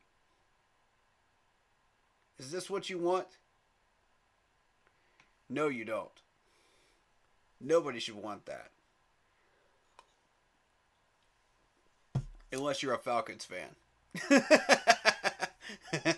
Or a Saints fan. Then, yeah. Those guys are obviously gonna want that. But I think we all know the response to that. We all know the two responses to that. And I'm not gonna say them on stream. Screw it. I'll say it. 28-3. For the Falcons fans out there. That's the only one I'm saying, though. I don't want to piss off Saints fans. But, you know, I'm not here to piss people off. I'm here to improve this team, and that's what we're doing today. You like Byron Jones. I do too, actually. Let's take a look at his contracts. I actually did look at him. As a matter of fact. Dantzler is another one that caught my attention. We'll look at him in a second. But, yeah, here's the problem. Average salary of 16.5 off of a 5-year deal. Yikes. That's not it. As much as I like Byron Jones, that's not it. Good suggestion, though. As far as the talent level. I do like the talent level. But, you know, I can't do it, man. Plus, he's already signed to the Dolphins again in 23 and 24. So, I don't mind missing out on that one. Let's look at... I said Dantzler. Let's look at Dantzler. Burris is a safety, so I'm not interested in Burris. Although he did play nickel at some point. Alright, so Dantzler got signed back with the Bills again. You know, $1 million with the Bills. He'll be a free agent in 24. So,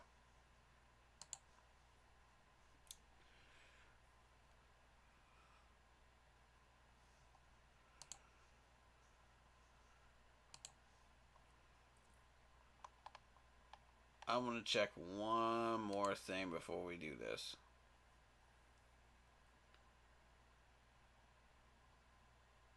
Is Troy signed? Is he signed? Nope. He is not. Yep, Troy's our guy. 100%, Troy's our guy. Unless you guys think it should be somebody else. Again, we'll look at him. Whoever you guys want. Past this line here.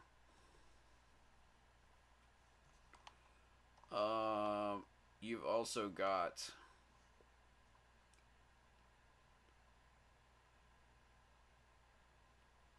Let's see. Justin Coleman is a positive one.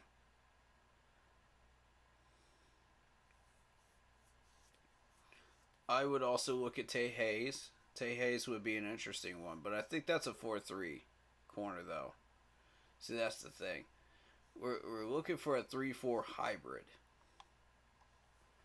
All right, so Justin Coleman, we're looking at 1.1.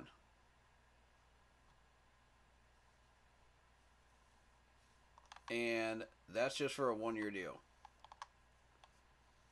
So, to me, being that he's been with Seattle, you know, and Pete Carroll,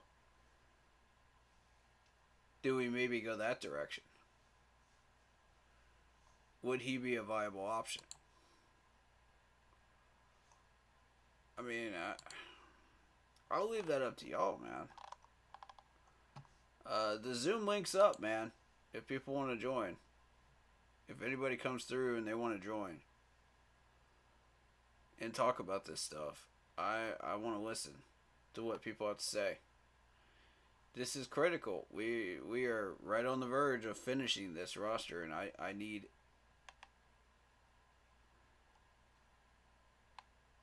to know what people's opinions are, man. We are this close, dude. Ooh, there's Justin Lane. Pass on Justin Lane.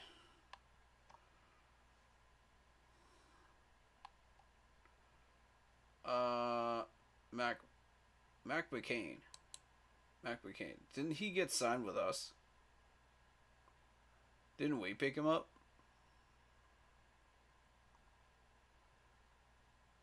Yes, we did. 870K. But here's the thing. He is a camp body. However, he worked with the Broncos. So he knows the Jaro's defense.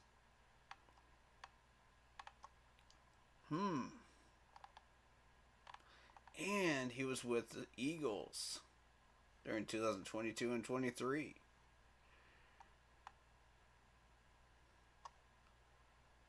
Yeah, so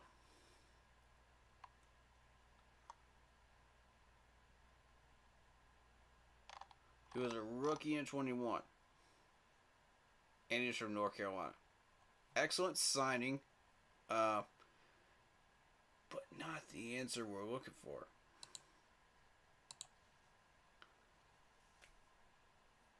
It's not enough. We could have gone further. We could have gotten Troy Hill. He's still there. All you gotta do is give him a phone call.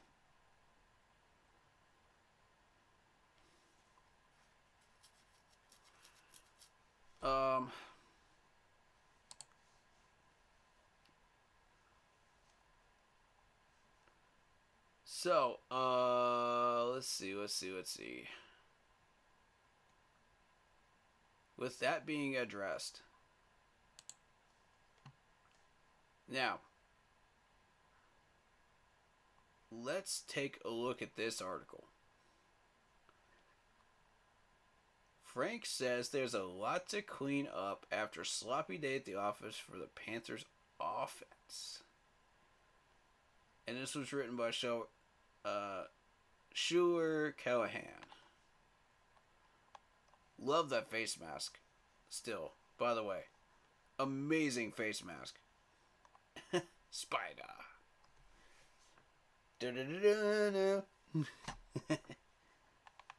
Hey. Love it, man. Bryce Young finished up 7 of 15 on Saturday's practice. That's the one I was at. But it wasn't as bad as the numbers seem, at least for him. Yeah, I would agree with that. They weren't bad. Today was on the receivers. They failed to get separation, and when they did, they struggled to hold on to the football. There were countless drops, and it appeared that some of the depth of the routes weren't run correctly. Many of Young's incompletions were good plays on the ball, throwaways or passes in the back of the end zone, where only his guy could make a play and no one could. So again, not on Bryce. So for everybody that's on his back about Saturday, stop. Stop it. It's not his fault. Alright? But he's not completely excused from the blame. He threw a handful of passes a tad high in the end zone and threw one behind Spencer Brown over the middle of the field. I remember that throw. I mean, I just assumed there was nobody open. So, I felt like Spencer might have been open on that play. He had him beat. By a step and a half, arguably. I don't know. You be the judge. If you were out there, you be the judge. These days are going to happen throughout training camp. If they don't, then you begin to worry about what's wrong with the defense. From my vantage point, it doesn't seem as if Bryce found forced any throws, or made bad decisions with where to go with the ball. He was just a little off, and you can credit the defense for having a strong day in coverage. There it is. I'm going to highlight this sentence. There it is. He was just a little off, and you can credit the defense for having a strong day in coverage. That means the corners stepped up. That means your secondary stepped up. That means your linebackers stepped up. You know where to throw it. Alright. So let's see what Bryce had to say. A lot of stuff to clean up on tape. Defense won the day today. There's a lot of things I have to do better. Just as a unit, we have to do better. We take responsibility, accountability for that stuff. Ooh. Did y'all see this? Hold up. I want to highlight this for you.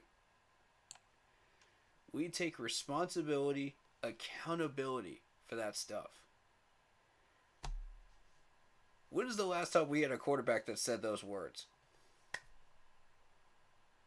When is the last time we had a quarterback use that kind of language to describe what went on during a practice or a game?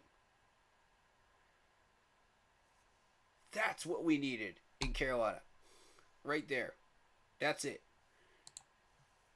Like, responsibility and accountability. Think about that for a second, y'all.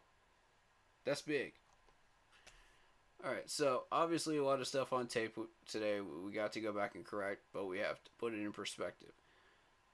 There's always going to be negatives and positives in camp. True. It's back and forth. Correct. It's a balance. It's a balance beam. It's a teeter-totter, you know? One day the defense is going to win, one day the offense is going to win. That's how it works in camp. Alright, we're going up against a great defense every single day, and they definitely won the day today. We just got to be better tomorrow. There it is. There it is. What's more alarming, though, is the amount of pre-snap penalties. I charted 6 false starts and 1 delay of game. Ooh. One of those was a delay of game, huh? Interesting. Now, all that happened with the first team. Not all of those happened with the first team, but still it's something that can happen. You can live with holds, face masks, etc. It's the pre-snap stuff that can kill a drive. Yeah. Frank said too many pre-snap penalties today. I thought we started out decent on offense, but then the defense had a really good day today. Just got to keep things clean. I was excited about today. I thought our intensity was really, really good. We can't fall into a lapse on offense. We've been having some really good days, but today was not our best day offensively. Wow. Okay. It's a discipline and focus thing. Bam. I told you. Discipline and focus. Y'all heard me say it earlier in this stream. Discipline. That's the second time in this stream tonight.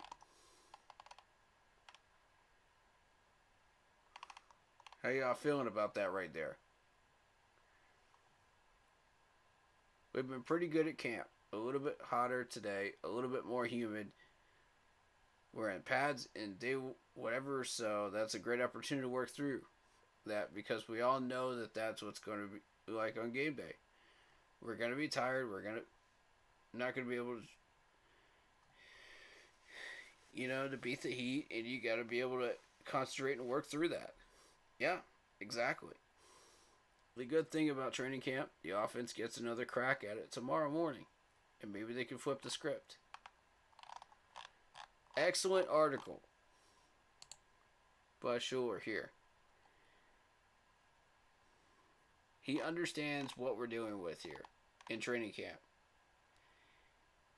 You can tell the writers in the article, people, that have been there at training camp, that have done their research on this team, that have looked at these guys and took proper notes, took the proper research, and knew what to do with it in an article.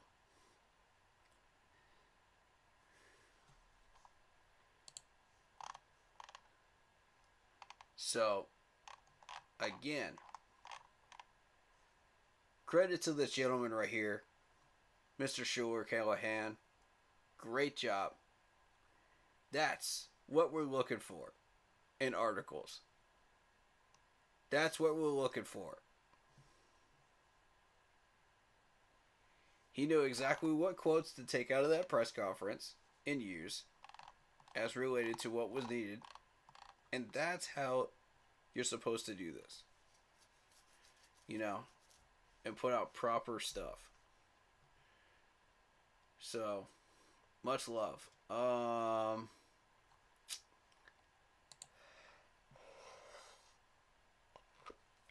Excuse me.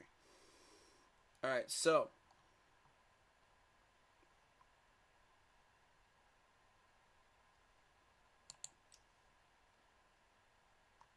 Three days of training camp left, guys. 3 days.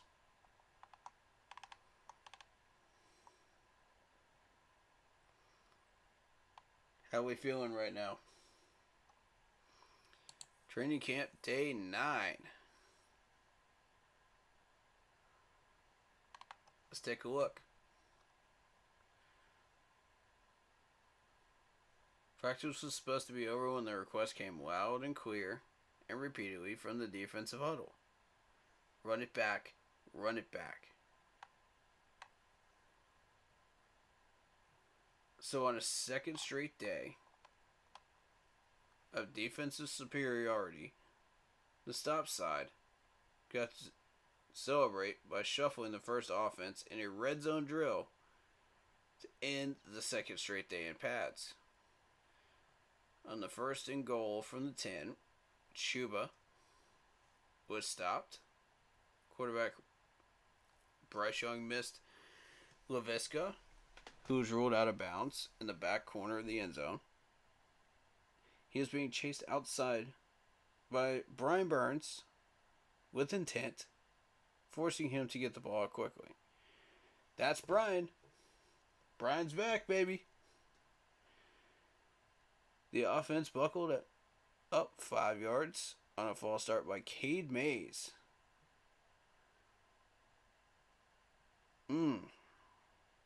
How much do you want to bet a couple of those false starts have been made by Cade Mays? How much do you want to bet that I've seen? On the next play before Young threw the ball away on a 3rd and 14, Burns was pressuring up the middle. Okay, so Burns was having a day,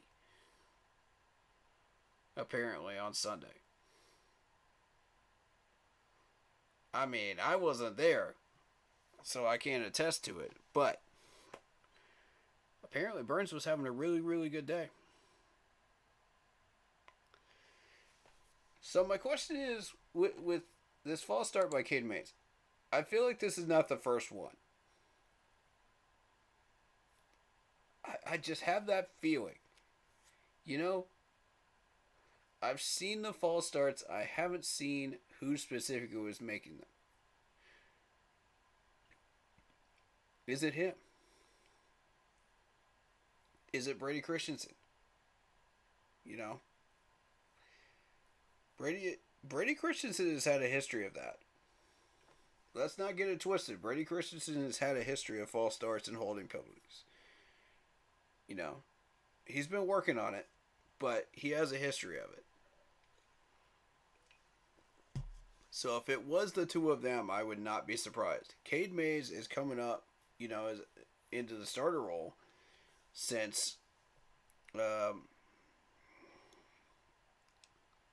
Austin Corbett is not there. You know, and still on the PUP list. So naturally, he's going to make some mistakes going from the 2 to the 1s. You know, once we get some proper referees out there to check, to see if there's line movement, if there's little things like that. Of course, these guys are going to get called for it. So, granted, I don't like the fact that there are so many false starts, but, it's training camp. It's training camp. What do you expect? You expect these guys to be perfect? Come on. But you do expect that the amount of false starts and whatever other penalties occur to cut down little by little by little as you go along. And as that happens, your blocking ability, your hands, your technique get better and better and better.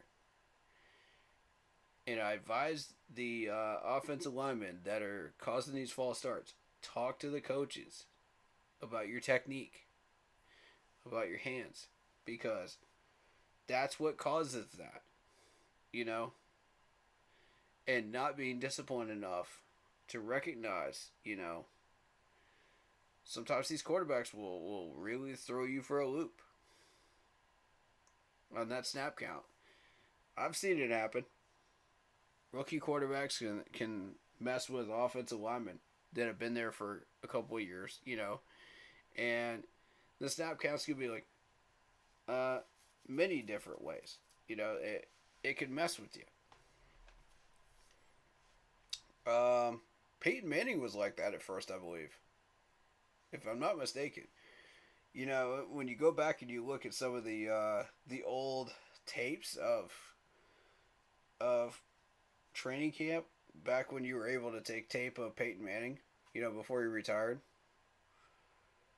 Some of these linemen were kind of fresh and raw and new and came in, and they were not used to how he does snap counts. But they are used to the Omaha, of course. But sometimes that will take them out of their rhythm, and it can lead to penalties.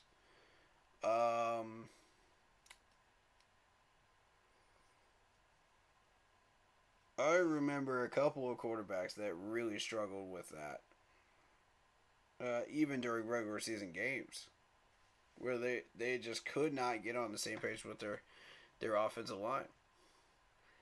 And I can imagine how frustrating that could be, Tom Brady was really frustrated with his line in Tampa Bay last year. These guys were pretty raw and new, actually. Half of them. So, it cost them a lot of penalty yards.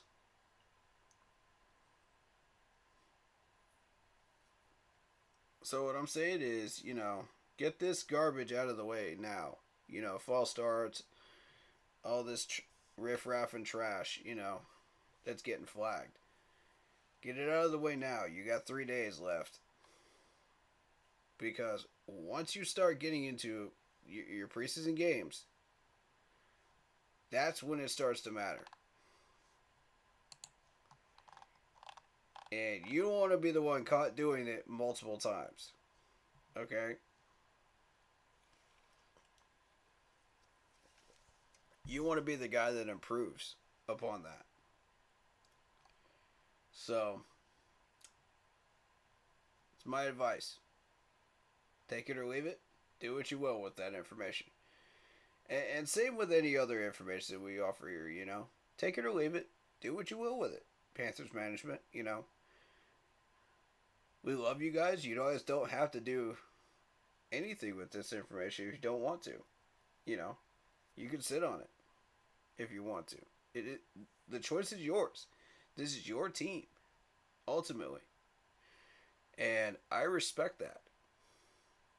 I'm just here to be a consultant, through YouTube, as are other YouTubers. So, and as are the fans that follow and subscribe here, So, take that information and do what you will with it. We're just trying to help help you guys improve, in any way that we can. Shout out to Emerson L. What's going on?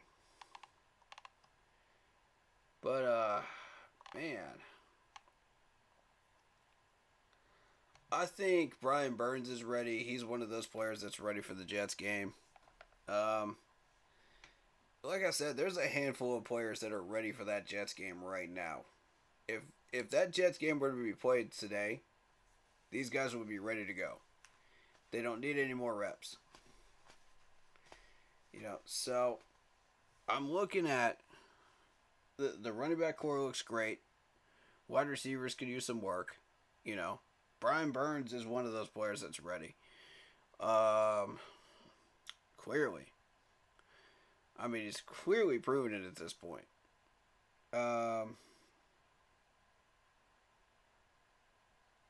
One player I would like to see to make the 53-man roster is Camus.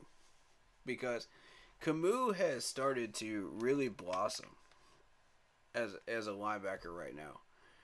I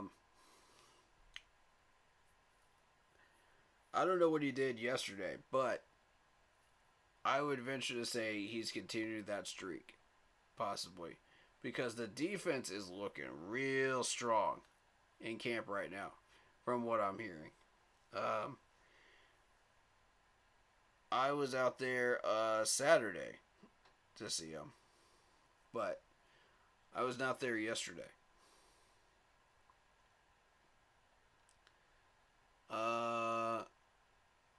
How do they look, bro? You've seen them this offseason. Really, really solid. The offense, like Frank was saying, are starting to get into a little bit of a slack pattern here. And they need to show some discipline and they need to show some focus. So I agree with that assessment. And it's been that way Saturday and was it Friday I was out there? Was it Thursday or Friday I was out there? I want to say Friday, but I don't know. One of those 2 days was a day off. So, Friday and Saturday. Back-to-back days.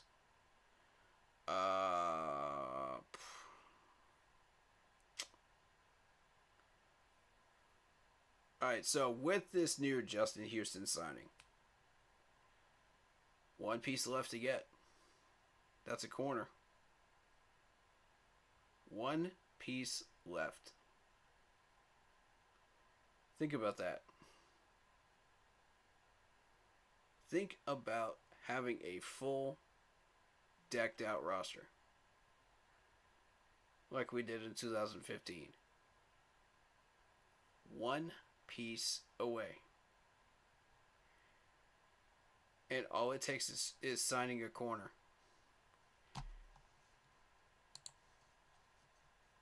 Troy Hill is your guy.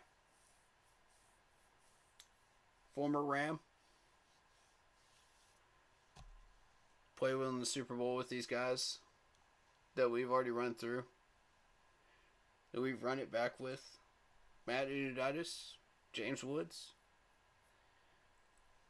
Bozeman, Corbett. And of course, our amazing punter. So, we've got a lot of leverage if we want to sign him for $3 or $4 million. I'm sorry if I sound like a repeating drum here, but this has got to happen. I've been so frustrated with the fact that we have not been able to get this position solved. I've said it multiple times. And it just has not gotten solved. 7 missed opportunities.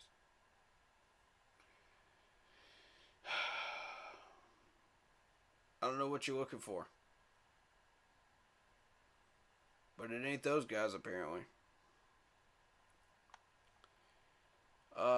So this post about the Carolina Panthers offense for training camp list of starters here.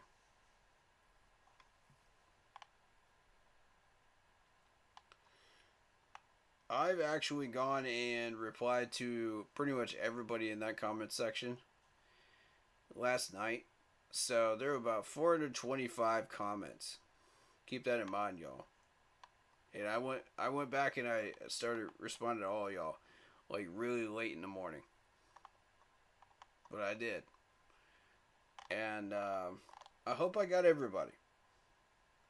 I'm going to do the other one when I get time.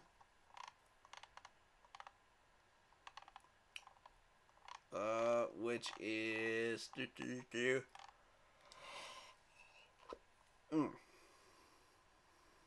Okay, so we had the 3 votes from yesterday. You know, gather the info you need before you stream. Fair enough, man. And that's what I ended up doing. You know, I didn't stream yesterday, despite that Justin Houston signing. Because I wanted more info on what happened during day 9, you know. And I wasn't really fed any info. It was just, you know, everybody's focused on the signing. So, I don't really know what happened there. So, I'm just going to say, okay, well, red zone drills, and move on from there, you know. Because I don't know what went on, other than what they reported on the official page. So, on Saturday, I actually streamed from Monster Grub and Subs. Or Monster Subs and Grubs, sorry. I keep getting those 2 words mixed up. But, yeah, Monster Subs, man. Loved that time up there with Blitzball. You know, we had a great time, man. It was fantastic. And I had a delicious like club sandwich, and you know, I mean, for $9, I mean, you're getting your money's worth. These sandwiches are absolutely delicious.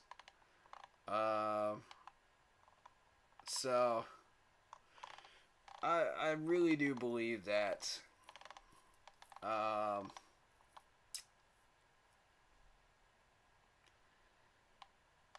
we have taken a step forward as a channel. You know, by being able to be the second set of Panther streamers to do a live stream from a restaurant. And not only just that, the same restaurant C3 did their first one in together. It's an honor. It's an absolute honor. And I love the owners. They're huge Panther fans, and the whole staff are just friendly and welcoming and kind, and they're just amazing people, you know. And they're people that I would sit down and just have hours of conversation about the Panthers with, you know, or just anything, you know, that we wanted to talk about. Food, you know, music, whatever, you know, what have you. They're just incredible people, and I just feel honored that they decided to host us, and we want to thank you, you know, very, very humbly thank you for for giving us that opportunity to do that. It's just such a gift, you know, and every gift that we get is just unexpected. We don't plan for this stuff to happen, you know. We just go with the flow, and it just happens. And I feel absolutely humbled and blessed to have all the opportunities that I've had, and the partnership I've had with Blitz has been incredible. Thinking about all the different things Panthers related, It's just been such an excellent collaboration, and I'm so glad I reached out to him. Shout out to David Screws again for putting us in touch with each other. You know, he helped find Blitz and sent me the info and his content, and I checked it out, and it history was made from there once I got on Twitter. So, and I have not regretted a single second of that time that we have worked together. And that work and collaboration that we put together, led to Saturday night. And that's just the beginning. That's just the beginning of what is to come for this channel. And for his channel as well. So for all the people that are subs and followers of his, I just want to say welcome. Thank you for coming in here and contributing to both channels. Like it's such a gift to have all of you here. And you're all such incredible people, and I'm so thankful for all of you. Like I said, man, you're bound to have some negative interactions with the 3.6 thousand responses, interactions and 525 comments there, but there's bound to be a few that don't measure up, but that's okay. I know how to handle it. And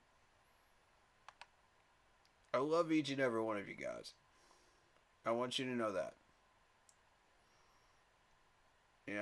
We're a family, and I would love to, at some point, just find a way to meet up. Do like a massive meet up and just hang out. Talk to each other, get to meet each other. I want to get to know each one of you guys,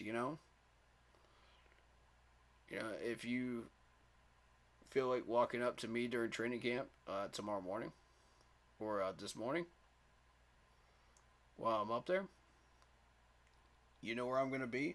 Left side of the grass, middle of the grass, towards the walkway, towards the way out, and the entrance. So, the only entrance in. So, you guys will know where to find me.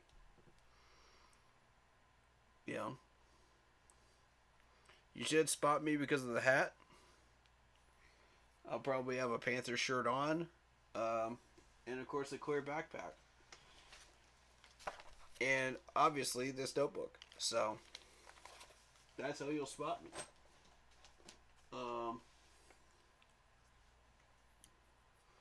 I'll be completely obvious. I'll make sure that I've got a good spot where you guys can access me and say hi, and shouldn't be a problem.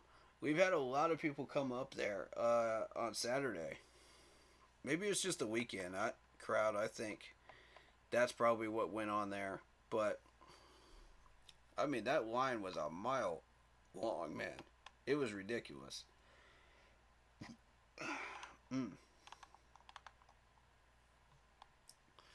So heck, 5 days ago, in 1995, this incredible franchise was created.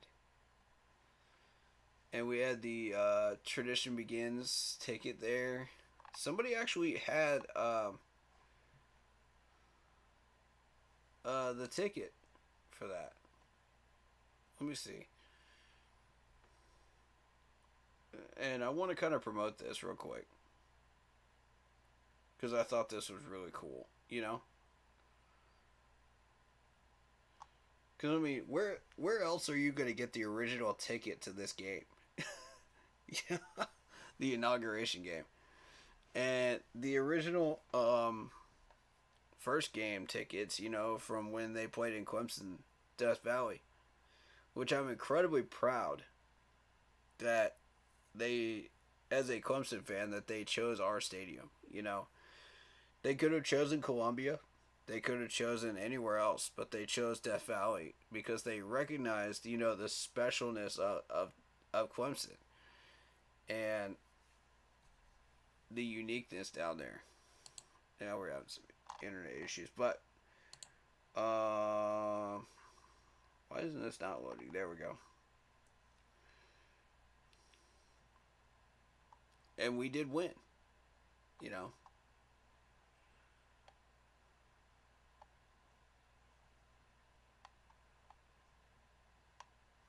And there you go. I remember going to games at Clemson before the stadium was built in Charlotte. Yeah, I actually met one of the people that was working on the sign for Death Valley a few weeks ago. If you're watching the streams, let everybody know in the comments, you know, during the VOD. And we'll all respond to you. We'll show you some love. Because I really think that's cool. Just hearing about the stories of how this stadium was built in Clemson and how Bank of America Stadium was built. You know, it's just fascinating to me. You know, because there's so many people out there that just don't understand how much work is put into that. You know?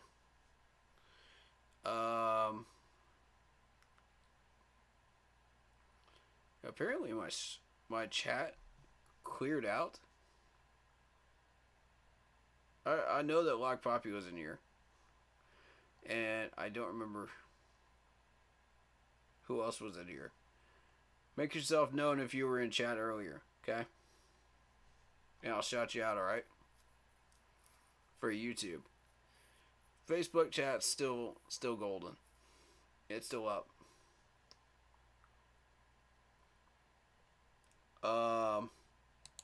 But yeah, I found it fascinating. He said that there was somebody else working on the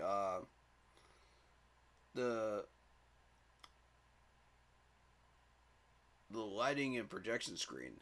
So, but he was working on the framework. He and a few other guys.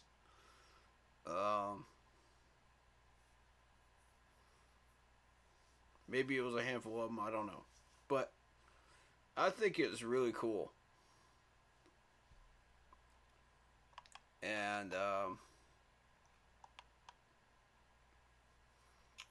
I have to say that it's just wild seeing that 3D Panther, you know, that they made in Bank of America Stadium. You know, people put in some serious work to make stuff like that happen. The laser light show, you know, I mean, it's just the stuff that we're mesmerized by during games and even just during fan day. It takes a lot of man hours and it takes a lot of work, you know, to make that happen. So, shout out to all the crews and everybody that made those things happen, man. Much love to you. I want to meet each and every one of you because I think you're amazing people and for doing what you did. You know, even if you were hired by Tepper or the Panthers management or, you know, shout out to y'all, man. It takes work. So, I love it. Let's see. Fans since day one. For sale. There you go. James Warren. So, if you want to contact him on the Facebook group page for the ticket in the program, there you go. First come, first serve. Obviously. And he was asking for $500 for it. So,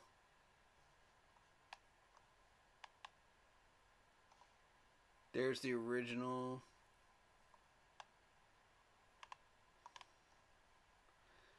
Oh, and there's the bus in Germany as well. Check this thing out, man. That bus is a beast. Oh, it's beautiful looking, isn't it? What an awesome looking bus. And that's where they held the Olympics. There in Germany. And we got a German fan up in here, man. That's awesome. Shout out to Frank, man. Yeah. Shout out to Frank Spielberg. Much love to you. Cool, dude.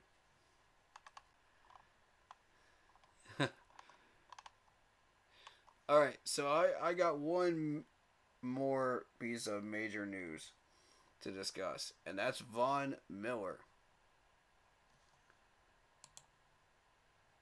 Let's see. So Von Miller, you guys are gonna love this. Oh, you guys are gonna love this.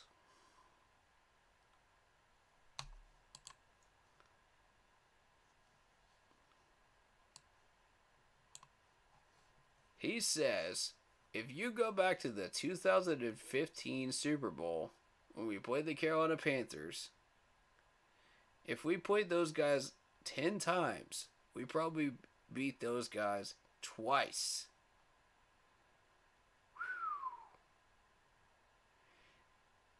Y'all read that right. He literally said that. They had one of the most amazing offenses and most amazing teams in NFL history. I read that I had to pick my jaw up off the floor. This man actually said that? Props to you, Vaughn. I freaking like this guy, man. I like him now. He's given us our proper due and our proper respect. And likewise, man, you figured out our Achilles heel, Vaughn. And you knew it. You found a way to beat us. I give you proper respect for that.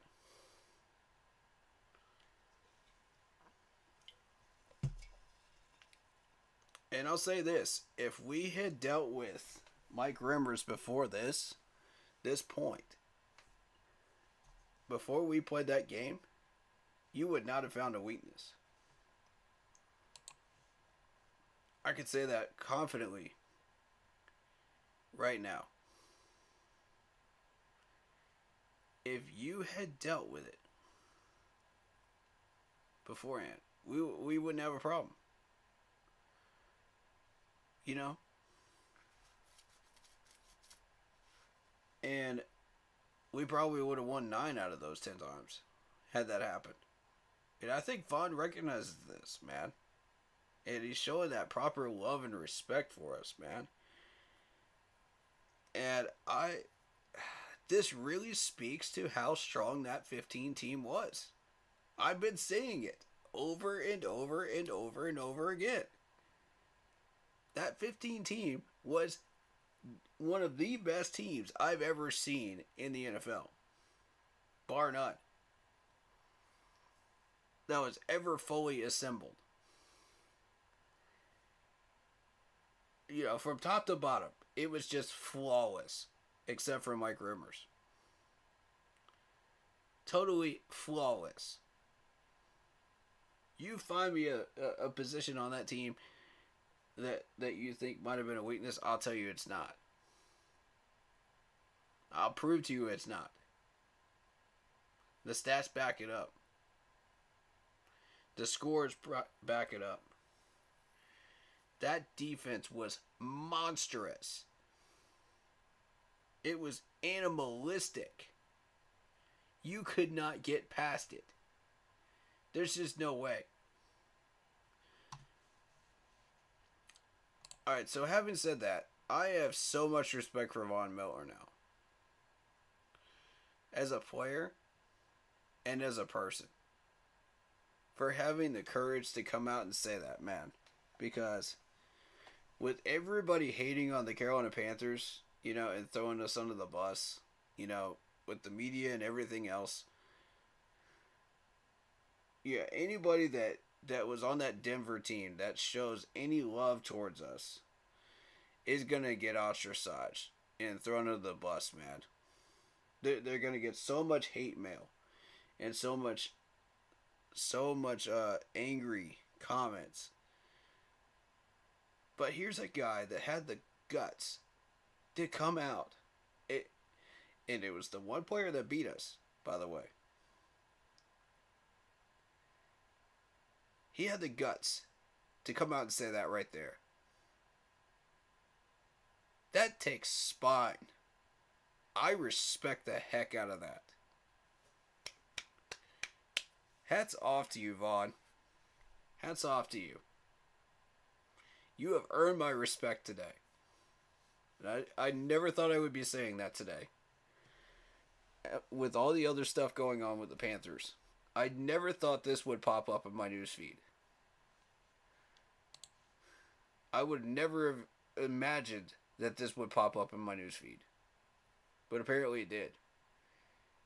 So, Von Miller, full on respect for having the guts to say that, dude.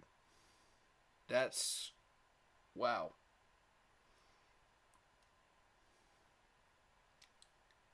You guys know me. How many times have I ever been, like, speechless whenever I come across a piece of news?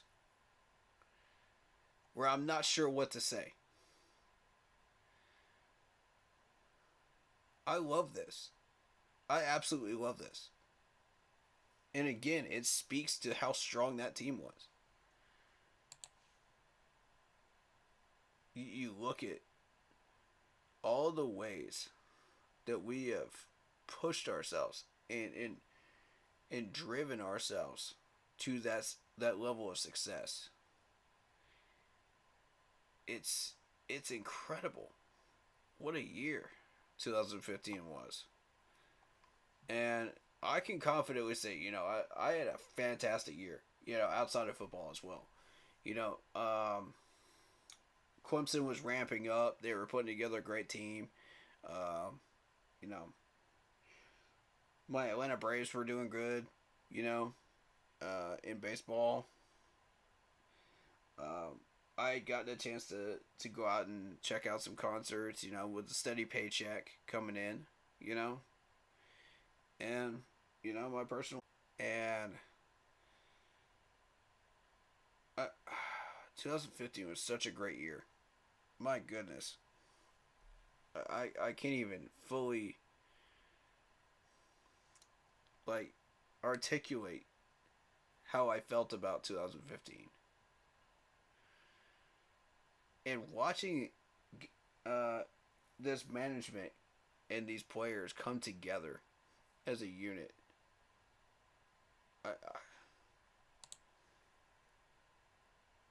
and watching that NFC Championship game, wow. I had literal chills throughout the entire NFC Championship game. I don't know about you guys. I had chills. I had freaking goosebumps. That game. What? That is what we are fully capable of doing. That was a taste of what we are fully capable of doing. That was some Madden stuff right there.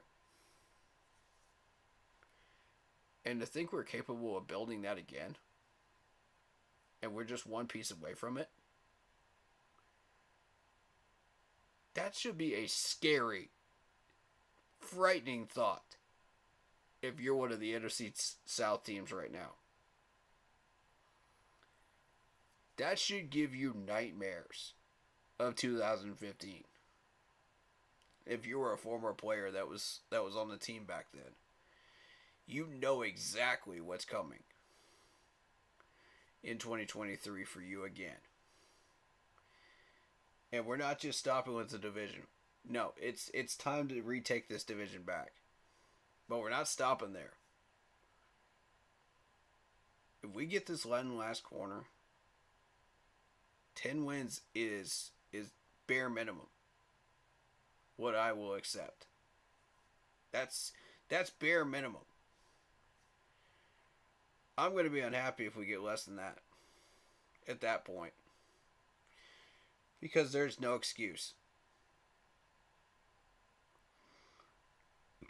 There's no excuse. You know what I'm saying? No excuse whatsoever. Injuries would be the only thing I would accept. And at this point, we've got so much depth coming out of our ears that there's no reason why that should even be acceptable either at this point. As a reason why we should be losing that many games, you know? We got so many critical pieces now that we've been needing. And I said it last year. I felt like we were about a year or two out from building this. I didn't think that we would get it done in 1 year. I thought there's no way. We don't have nobody's got that type of money and resources unless you restructure like literally everybody, which is exactly what Scott did. I mean, what more do you want? At this point, what more do you want with this roster? Except for just one more corner. And I just saw Josh Norman's name. You know what? We're looking him up. We're looking him up. We're doing this. We're doing this right now. We are literally doing this right now.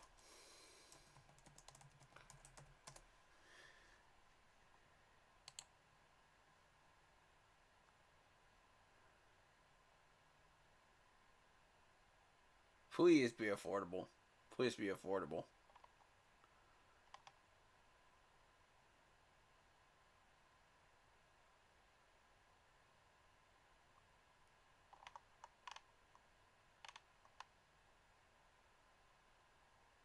Yeah. 2022. His last contract, we literally had him on this contract for $227,000. Think about that. Think about that for just a minute. Did he retire or no?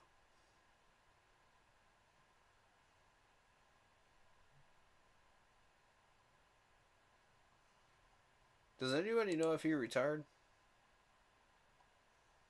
I'm gonna look it up. I'm gonna look it up.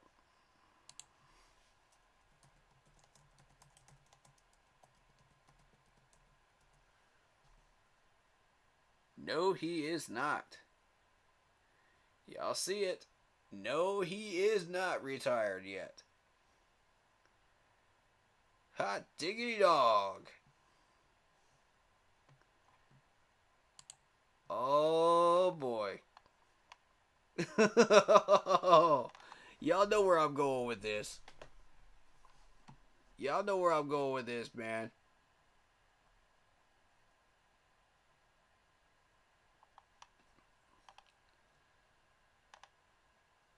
Heyo.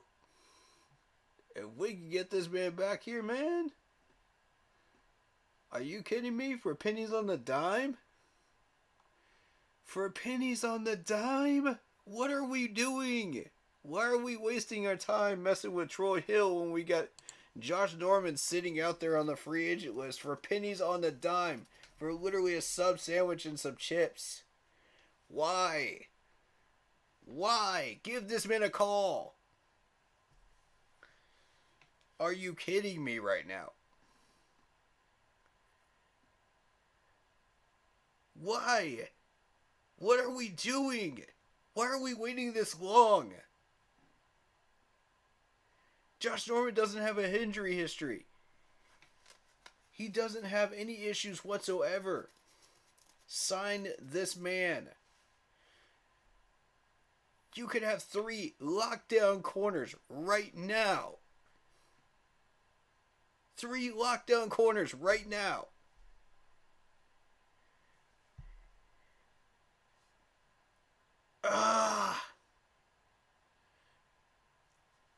God, it's killing me. It's killing me the fact that we haven't signed this man yet. Why? Why? Literally, why? You gave Cam Newton a chance. Why are we not signing? Come on, man. Come on, man.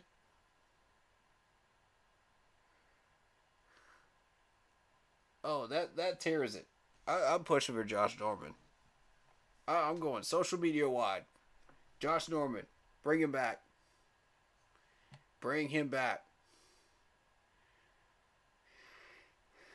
You know him. You love him. Bring him back. Come on, man.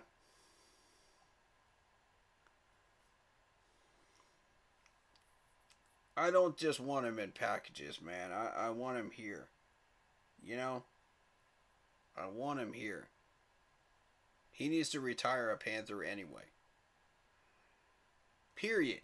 Point blank. He needs to retire a Carolina Panther. There is no excuse why you can't bring him back and have him retire as a Carolina Panther after one or 2 years. There's no excuse. No reason whatsoever. I don't care how old he is. His age is not an excuse not to sign him. Not to me. That dude was still balling out, even at that age, when we did bring him back.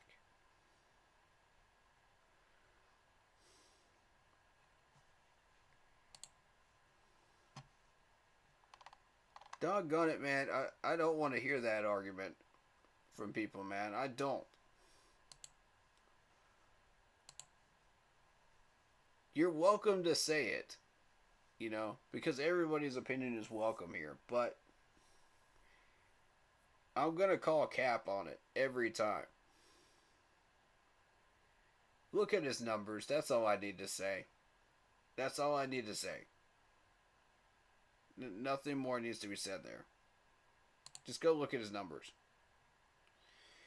Alright, so for all of the people, and I've had 2 people so far.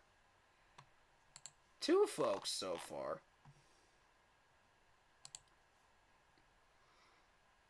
Oh, I gotta do this. I gotta do it. I gotta embarrass these people. I'm sorry. I've got to. Y'all left me no choice, man. Because there are some people out there that believe that our offense wasn't great during 2015. Can we just take a minute right now? Can we take a minute right now?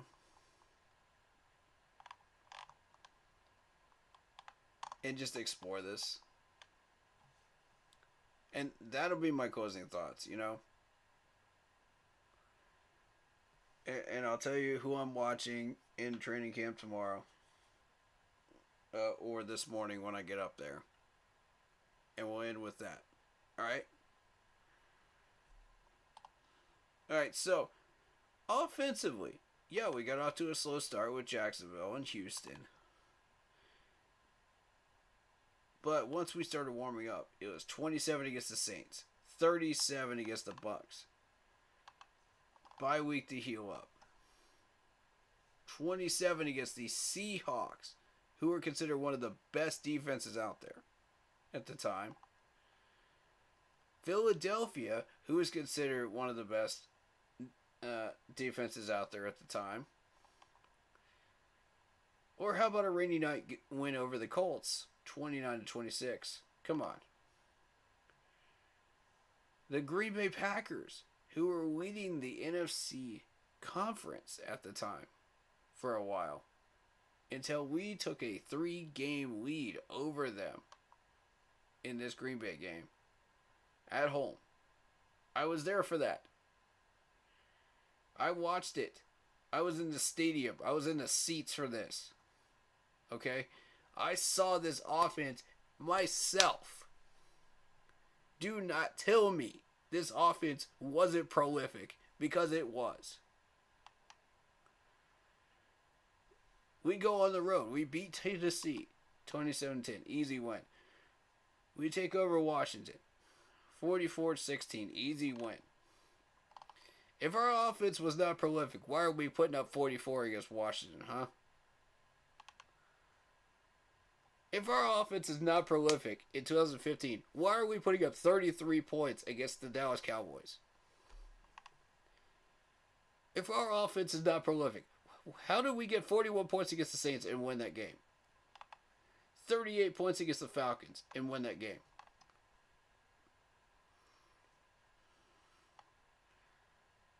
Or how about 38 against the Giants? How about 38 against the Tampa Bay Bucks again? Come on, man. And that's not even the playoffs. That's not even the playoffs. Then we go over. We play at home. We had home field advantage because we played so doggone well. And we beat Seattle again.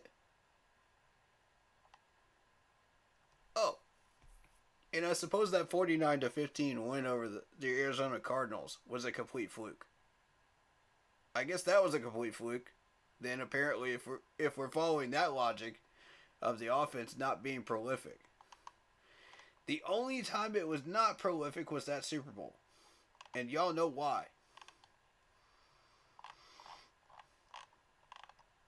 Even the Falcons game that we lost, we still put up 20. Okay, we still put up a really good fight, guys. 13 points versus their 20. 13 points to their 20. Okay, so the Falcons did play a really, really good game, and we were playing sloppy. Week 16, we were playing our subs. It's bound to happen. Come on. Do not tell me that offense was not prolific and spectacular in 2015. Despite who was on that roster. Do not tell me they could not put up 35 points a game, 27 points a game. Do not tell me they couldn't do that. Because if you're telling me that, you know you're capping. Come on, man. You know you're capping. Don't do that. Don't disrespect our Super Bowl team, man. Don't disrespect our Super Bowl team like that, or I'll have to question whether you're actually a Panthers fan. Come on, man. Don't do that. This was the best team in Panthers history. Bar none. Find me a better one. Find me a better one in Panthers history. You can't do it. You could argue 0-4 team, but we weren't even supposed to be there. We weren't even supposed to be in that Super Bowl. We fought against all odds. Beat all those hurdles. And somehow magically got in there. Even some of the players from 04 will tell you, we were not supposed to be there. Go ask them. Go ask them, bro.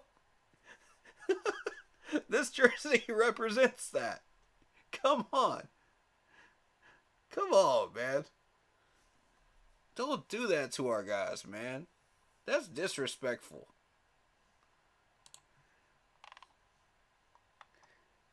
And you see the difference between that and Von Miller. These two are not connected stories, but now they are. Because Von Miller came out and said what he said. He put some respect on our name. That's what I'm talking about, man. This man put some respect on our name in 2015 when everybody was hating it. Everybody was talking trash about us.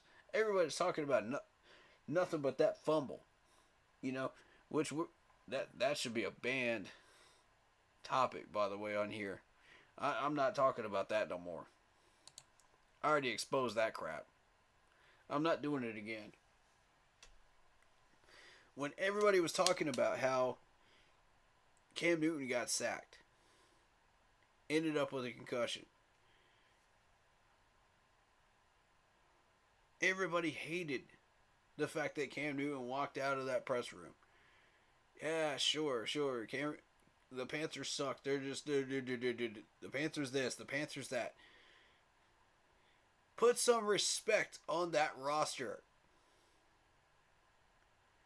Von Miller did. So now y'all have to put some respect on it. I don't want to hear from all these people talking about that stuff no more. Not after Von Miller just put some respect on it. Because I'm about to read that quote to everybody that pulls that card. I'm telling y'all right now. And Von Miller's a beast. That man caused KC to lose out on a Lombardi. KC. And they were even more loaded than we were at 15. If that doesn't tell you something, man, please.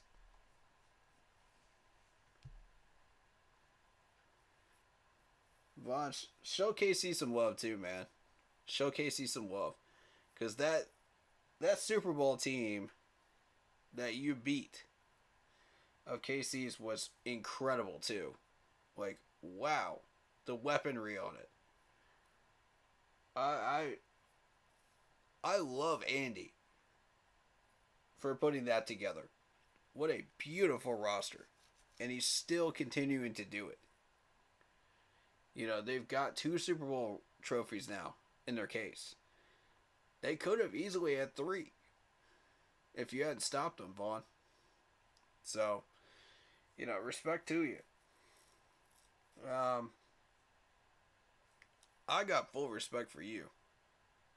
I'll put some respect on your name. In return, you know. Any team that battles him in the Super Bowl is going to lose. Point blank, period. He's just...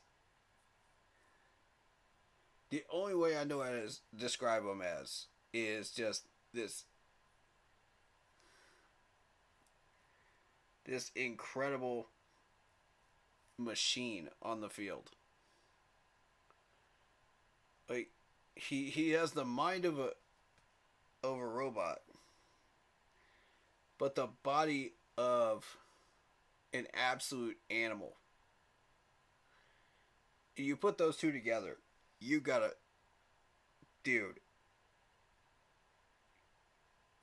force to be reckoned with. I've never seen anything like it in the league. Not at linebacker. Besides Luke Kuechly, you know, Thomas Davis, you know, AJ Klein might be in that conversation. Maybe. Brian Urlacher, Ray Lewis. When you're in that conversation with those guys, you know you've done something incredible in your career. And Von Miller, wow. I mean, what I feel like the Super Bowl 50 was an intelligent battle of chess between Von Miller and Luke Kuechly. Both of them knew exactly how to get to these quarterbacks. And I've never seen anything like that in a Super Bowl ever. Which even though we lost, it still ranks in my top 3 of my favorite Super Bowls ever that I've ever seen. And I've gone back and I've watched some of the old school Super Bowls and stuff like that. You know, Joe Montana, you know, all those old ones. But the absolute mind game that was going on in Super Bowl 50, it's just incredible to watch. Matter of fact, I might just get myself a DVD of that. I might do it. Just to have that. If there's I know there's an NFC Championship video out there on YouTube that you can watch. You know, that somebody put out there. If you guys want me to repost that on the Facebook page, I will. So you guys can watch what this team is fully capable of when we have all the weaponry we need. It's unbelievable. Unbelievable. Like, I could not even believe what I was watching during that NFC Championship. I I was stunned. I was so happy. I did not even know how to react through half of it.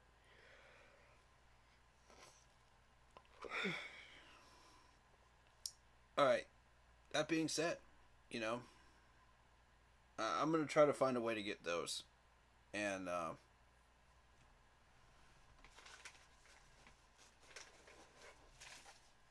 here's the Super Bowl 50 hat.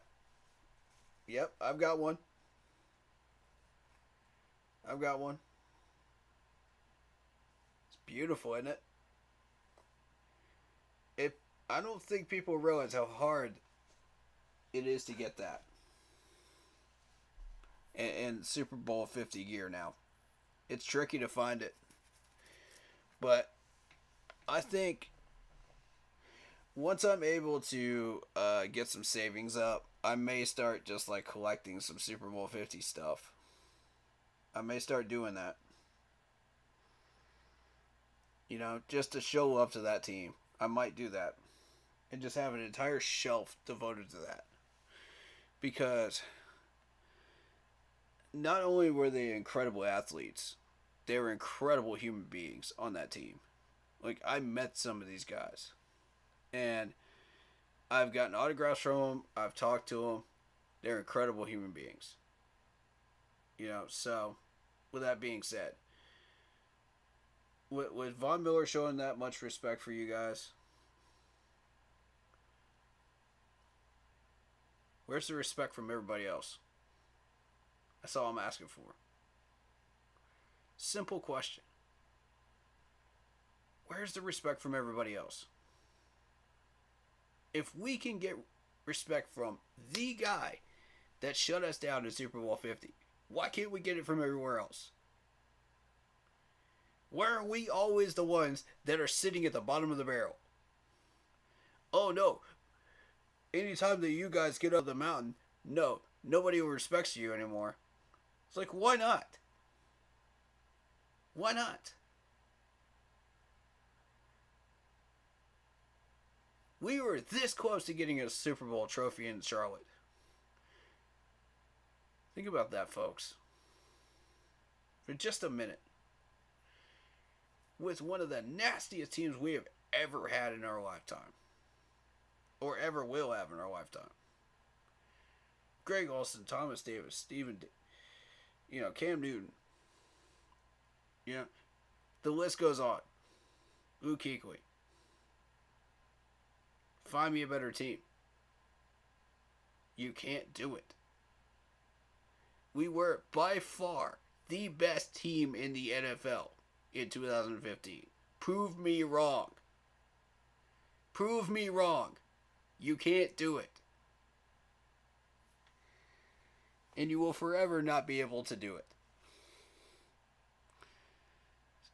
So, with Vaughn showing some respect on her name,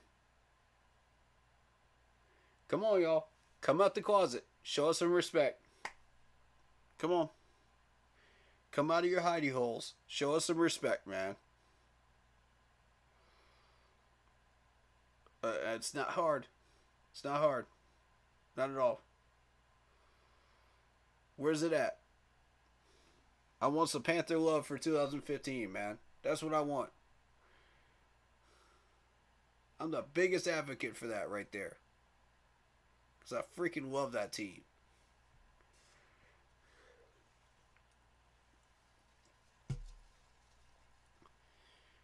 I mean, it's not a stretch to say that I love them even more than that first Dabo Swinney championship team. And that's saying something. That's saying something, man. Because I grew attached to those Clemson championship teams now. I'm going to tell you that. I grew super attached to those guys. I love those boys. And when they went to the NFL and started balling out at the NFL level, I was like, put some respect on these men's names. You know what I'm saying? Put some respect on their names. That's why I love the fact that we're picking up Clemson players, we're picking up Alabama players, we're picking up players that have actually done something in college football, man. That have actually balled out and earned their spot in the NFL, earned their rings wherever they ended up in the NFL. And now they're here. They're here to do it again. Let's go. Let's go. Let's forge a path, man. Let's forge a path to that Lombardi. I'm ready. Are you guys ready? I'm ready. And it begins by finishing this roster with one more move. One more simple move. That's all it takes. How much do you want this? Show me, Panthers management. Show us all how much you really want this. And we will forge a path together to success. Alright. What I'm looking for in camp, day 10. Before the Jets come. I'm looking at Deontay Brown. I want him in right guard spot. I want him tested with the 2s and 3s. Second thing I want to see. I want to see Andy Dalton get out of his comfort zone. For goodness sakes, Andy. Get out of your comfort zone, bro. There is no excuse I would accept. Get out of your comfort zone, buddy. Come on, man. You can do this. You can do this, Andy. I believe in you. I know you have it in you. Show us. Bryce will be fine. I'm not worried about Bryce. This O-line will be fine. Just show some discipline and some focus. They'll be fine. Just cut down on those penalties and we're good. You know, wide receivers, be more focused, pay attention, run the right routes. Please. Alright, corners. I'm looking at CJ and I'm looking at Keith. Who's going to win that battle? At corner. Show me.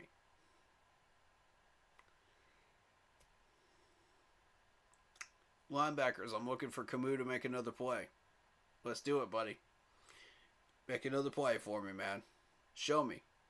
Show me how bad you want this 53-man roster spot, buddy. Or at least make your case for practice squad. Which, he's got practice squad locked down. At least. Right now, he's battling for that 53-man roster spot. I want to see him get it. He's got a fire in him. I can tell. I watched him on Saturday. He's got a fire in him. That's what I need. That's what I need, boys. Show us. Don't tell us. Show us. Be about it, man. Stop talking about it and be about it. The chips are going down now. This is your last chance. Last 3 days. Show up or hit the road, Jack. There ain't no coming back. No more, no more.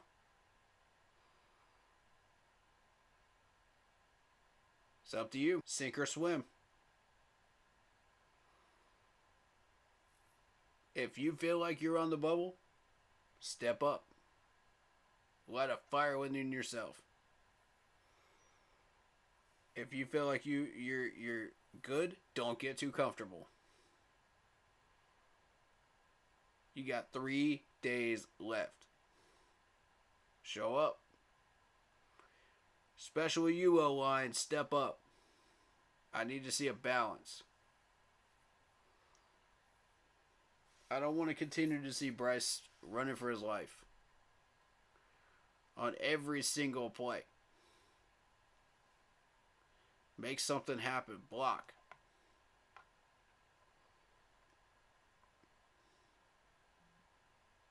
Alright, guys. That being said, thank you so much for all your support, all the love here. We got training camp tomorrow. In a few hours here. I'm getting ready for it. As far as the corner, though, bring us Troy Hill or bring us Josh Norman. One of the two. Bring him here. We need this. Desperately. We got to solve this problem. And don't tell me Keith Taylor's the answer. No. Don't tell me about, Keith Taylor made great strides. CJ Henderson made great strides. These guys are primed to take over number 2 spot. No, they're not. Number 3, maybe. But not number 2. Y'all capping if you think that he's going to beat out Dante Jackson. Or J.C. Horn. Come on, man. Neither one of these guys are beating them out. That's where y'all are capping. Slow your roll. We play this little game here and Keep Pounding podcast called Slow Your Roll. And that's where I'm asking y'all to slow your roll. Alright. That being said, get this corner problem solved, guys, please.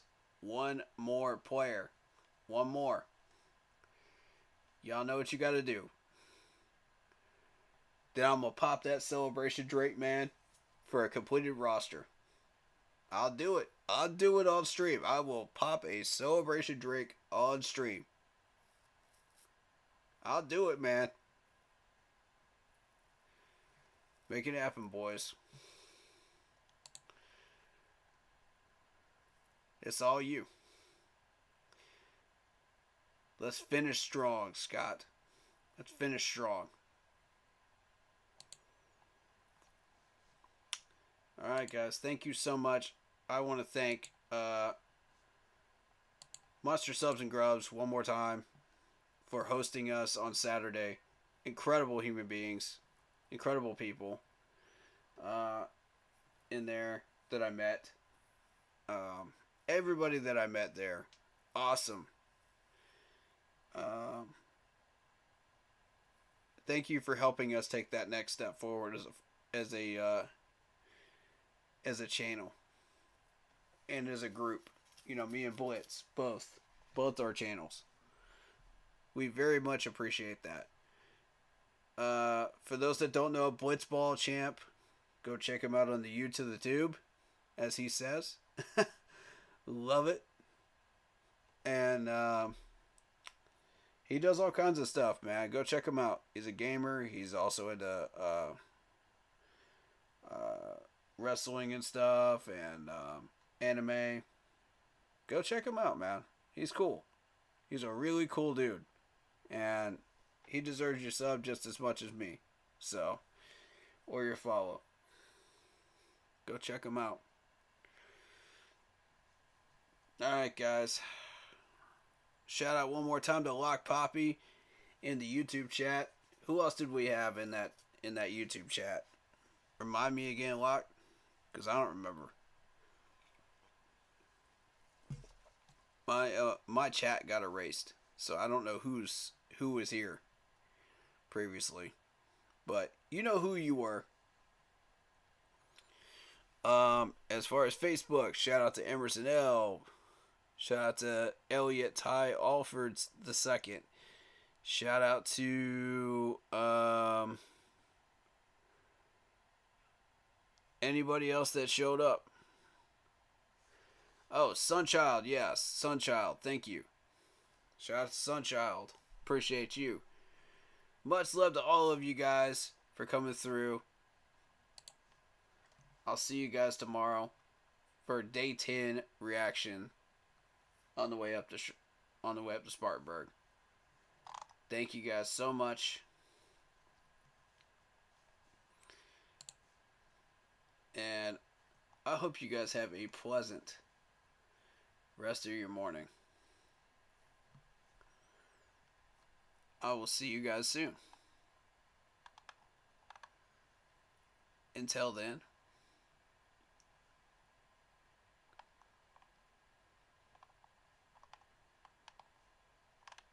you know the deal. You know what I'm about to say. You know how this works. Man, stay happy, healthy, and well, man. I love you.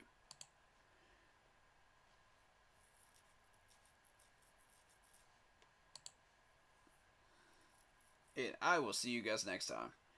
And in the meantime, keep pounding. Row, row, row.